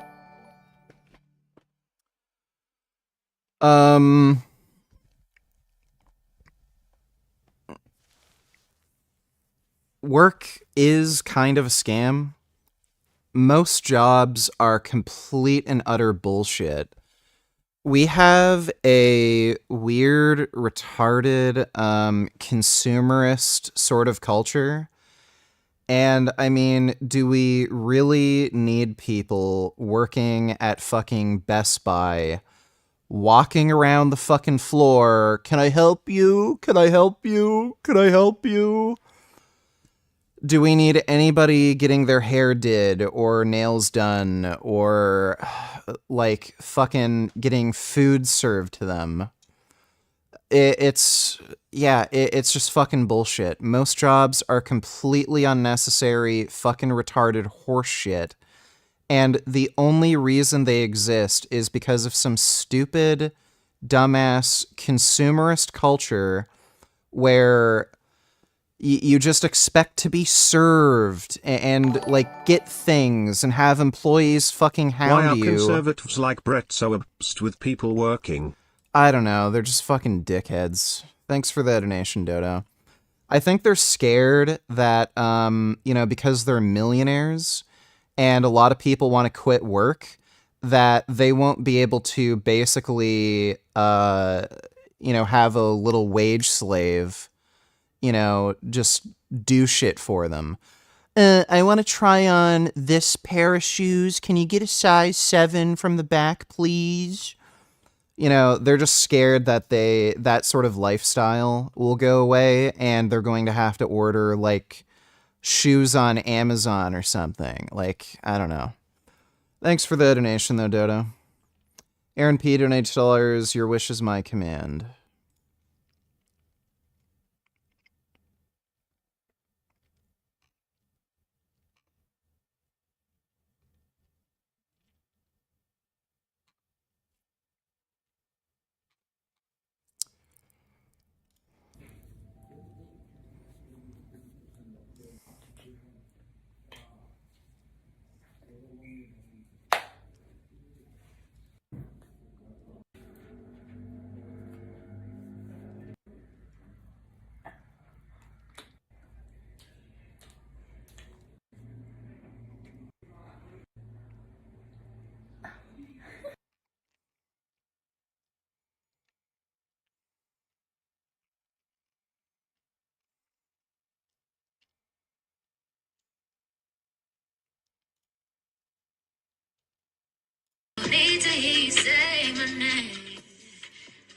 Is incest allowed on OnlyFans?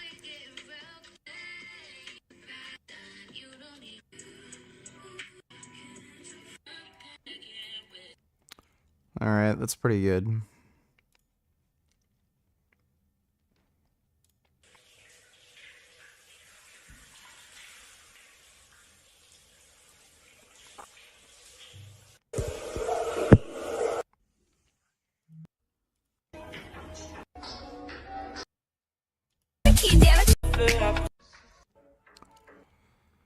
Alright, I dig that. Thanks for the donation, Aaron.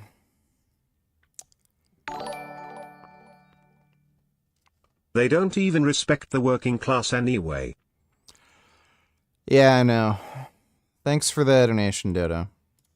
Losing hope of retiring or buying a house. And I don't really excuse those types of neets, but those are more the neets by accident. They believed the lies, they took out all of the student loans, they went to the 4-year college, they got the PhD in lesbian dance theory, and now they're going, oh my gosh, my life doesn't mean anything, I have no job, I'm just gonna do nothing, I can't make ends meet, But then they got into the crux of this community. Some people reject the idea that being a neet is a bad thing, and they want to reclaim the label by creating a subculture of the voluntarily doormat. Rather than jump on the first opportunities that come along, voluntary neets are holding back and hoping to witness an evolving workplace culture that they'll enter when it suits them better. I mean, that is literally the most Gen Z thing I've ever heard. No, I don't think I'll get a job. That doesn't suit me right now. I'm just gonna hang out on the couch with my cat and do nothing and not pay the bills. And then when a job comes along where the workplace culture, where the culture suits me, then I will go get a job. This is ridiculous. Now, of course, as every terrible thing in our culture, this has been discussed on TikTok. And this man was actually quoted in that Business Insider piece. Just listen. Being unemployed, refusing to work, being an NEET, not employed in education or training, you're breaking one of the most accepted social norms that we have today. I don't know if like gay people fall for the Jordan Peterson stuff. I wasn't falling for it because self-help, self-improvement, paternalism narrative. I had a job where I was making a lot of money before this. I was miserable the whole time. I was always miserable. I've been miserable since my whole life, basically. Okay, well, that just speaks about the edge because you have nothing to take. Somebody started a GoFundMe for me a couple weeks ago because of my car insurance expired and I can't afford to renew it. I really just want to get back on the road. I started making content. I really wanted to make content about cars and it turned into this a moral statement about recreational politics and thing from that video, which of the century, many of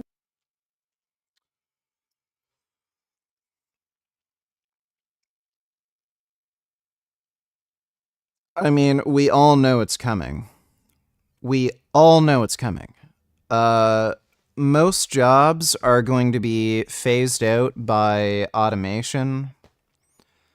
AI is going to be able to streamline and accelerate so many more like complex cognitive tasks that even if we are working, our working hours will be like shrunk tremendously.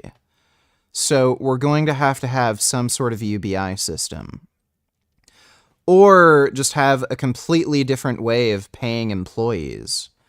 Or just have a completely different economic system, period. So this whole idea that people who are choosing not to work because they can't be fucked, like, who cares? That's their choice anyway. And we all know it's coming.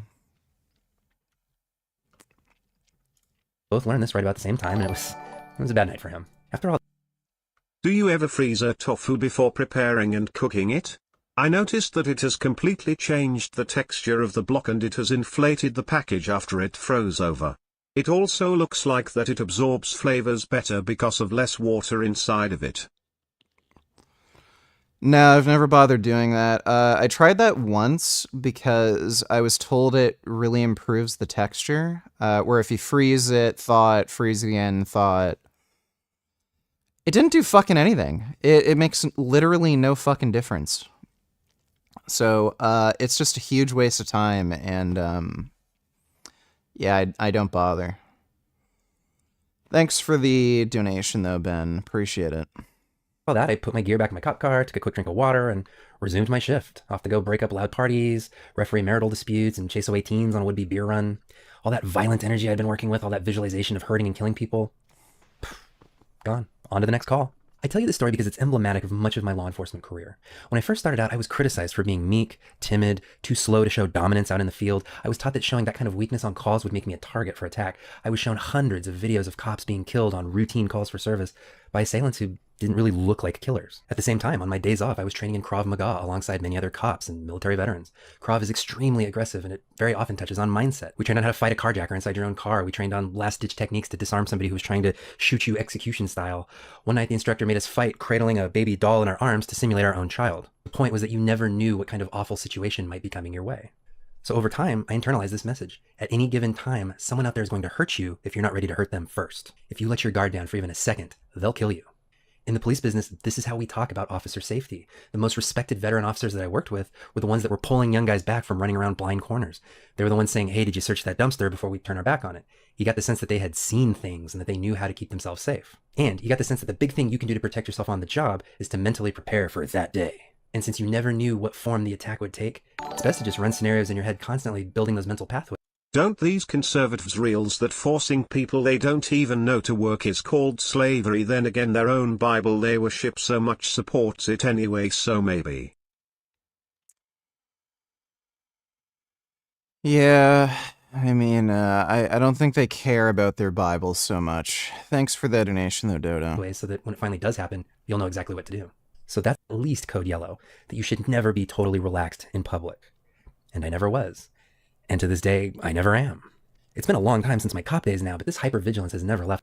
Didn't I mentally prepare? I wrote this line after the Buffalo shooting and before the Uvalde shooting. It wasn't until my daughter was born that I started to realize that maybe actually what I was doing wasn't normal. All new parents experience the fear, but I'm in a much better place than I was 2 years ago.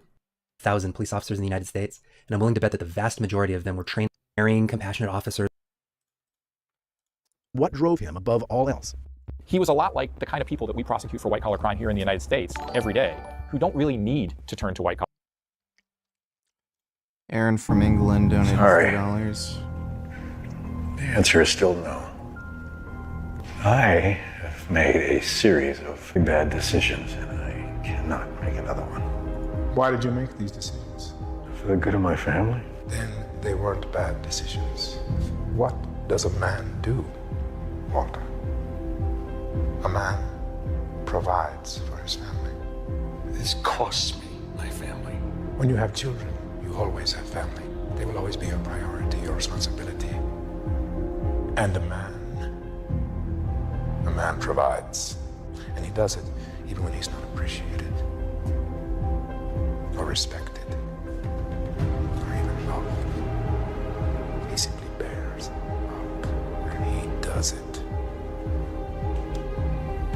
because he's a man.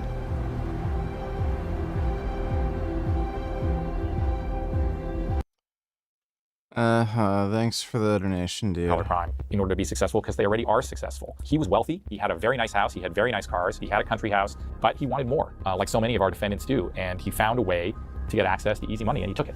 He doesn't have any specialized computer skills, but what he does have are connections. Klyushin knows highly placed people in the Russian intelligence and defense worlds, and he knows a lot of rich Russians. And in June of 2020, he received the Russian Medal of Honor, shown in this photograph, signed by Vladimir Putin himself. He also received this award from the FSB. We don't know exactly what Klyushin did to earn this spying award, but it's signed by the deputy director of the FSB. We also don't know exactly how or when they meet, but the oligarch Klyushin and the hacker Ermakov socialize together with Klyushin's wife and Ermakov's girlfriend. And more than that, the two men strike up a business partnership and something of a bromance. They're in near constant contact. They go out drinking, and they sauna together naked. They text each other about Billions, the American TV drama about corrupt Wall Street traders. I work so hard, but not to do what we want, when we want. Ermakov asks Klyushin if he's seen the final episode of season 4 of the show. That's the one where a U.S. attorney tries to prosecute a young, up-and-coming hedge fund billionaire. There are birthday parties, fancy dinners, golf, and rooftop barbecues with the M13 team. Klyushin takes the team to the World Cup in Russia, a huge global event and a point of pride for Vladimir Putin's regime. Eating, drinking, celebrating, and showing off their Russian colors. Klyushin and Ermakov share a fondness for helicopter skiing. They shop for expensive things. Klyushin buys a luxury apartment for Ermakov and buys himself a $3 million yacht called the 7K from a shipyard in Cyprus. Klyushin texts his employee Ermakov how much he enjoys being with him. We spend a lot of time together. I feel good and calm. The fact that we can walk home together and have a beer, or play golf, or simply send everyone to hell, knowing you're close. This truly sounds like a nice declaration of love, like a declaration of love to a girl. I mean, it sounds like a bromance. It was definitely a bromance between those two. Was it a romance? I don't believe so, no. But they were very, very close. They spent a lot of time together, and they definitely liked each other. They were friends. Running a big cybersecurity company and a secret insider trading scam at the same time is exhausting. Klyushin texts his pal Ermakov, I'm fucking tired rushing all the time. Need a rest. He fixates on the new yacht. At this point, I want nothing except the boat. This I want very much. When Ermakov responds to that text, it's as if he's become his boss's therapist, trying to diagnose the root of Klyushin's problems. Then you need nothing. Enjoy your life. You have everything. Ermakov tries to convey some wisdom. I've read somewhere that if you keep buying while you have everything, it means you're unhappy. He had accomplished the American dream, but he had accomplished it in Russia. But it doesn't seem like that was ever enough for him. He wanted to accomplish more. Where did this unhappiness and greed come from? Klyushin, who was born in 1980, comes from humble origins. He's the... Yeah, dude, I am way too tired to keep streaming.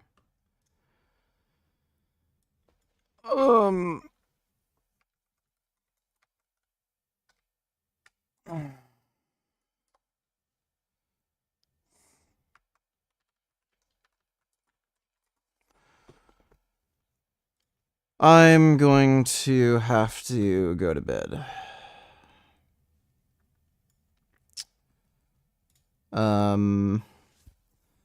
I might be on later tonight, but no guarantees. If anything, just tomorrow, but I really need sleep. Hope you guys had fun, though. Appreciate everybody who donated in Streamlabs. Sorry I have to end the stream, but I just can't. I need more sleep. But, nighty-night.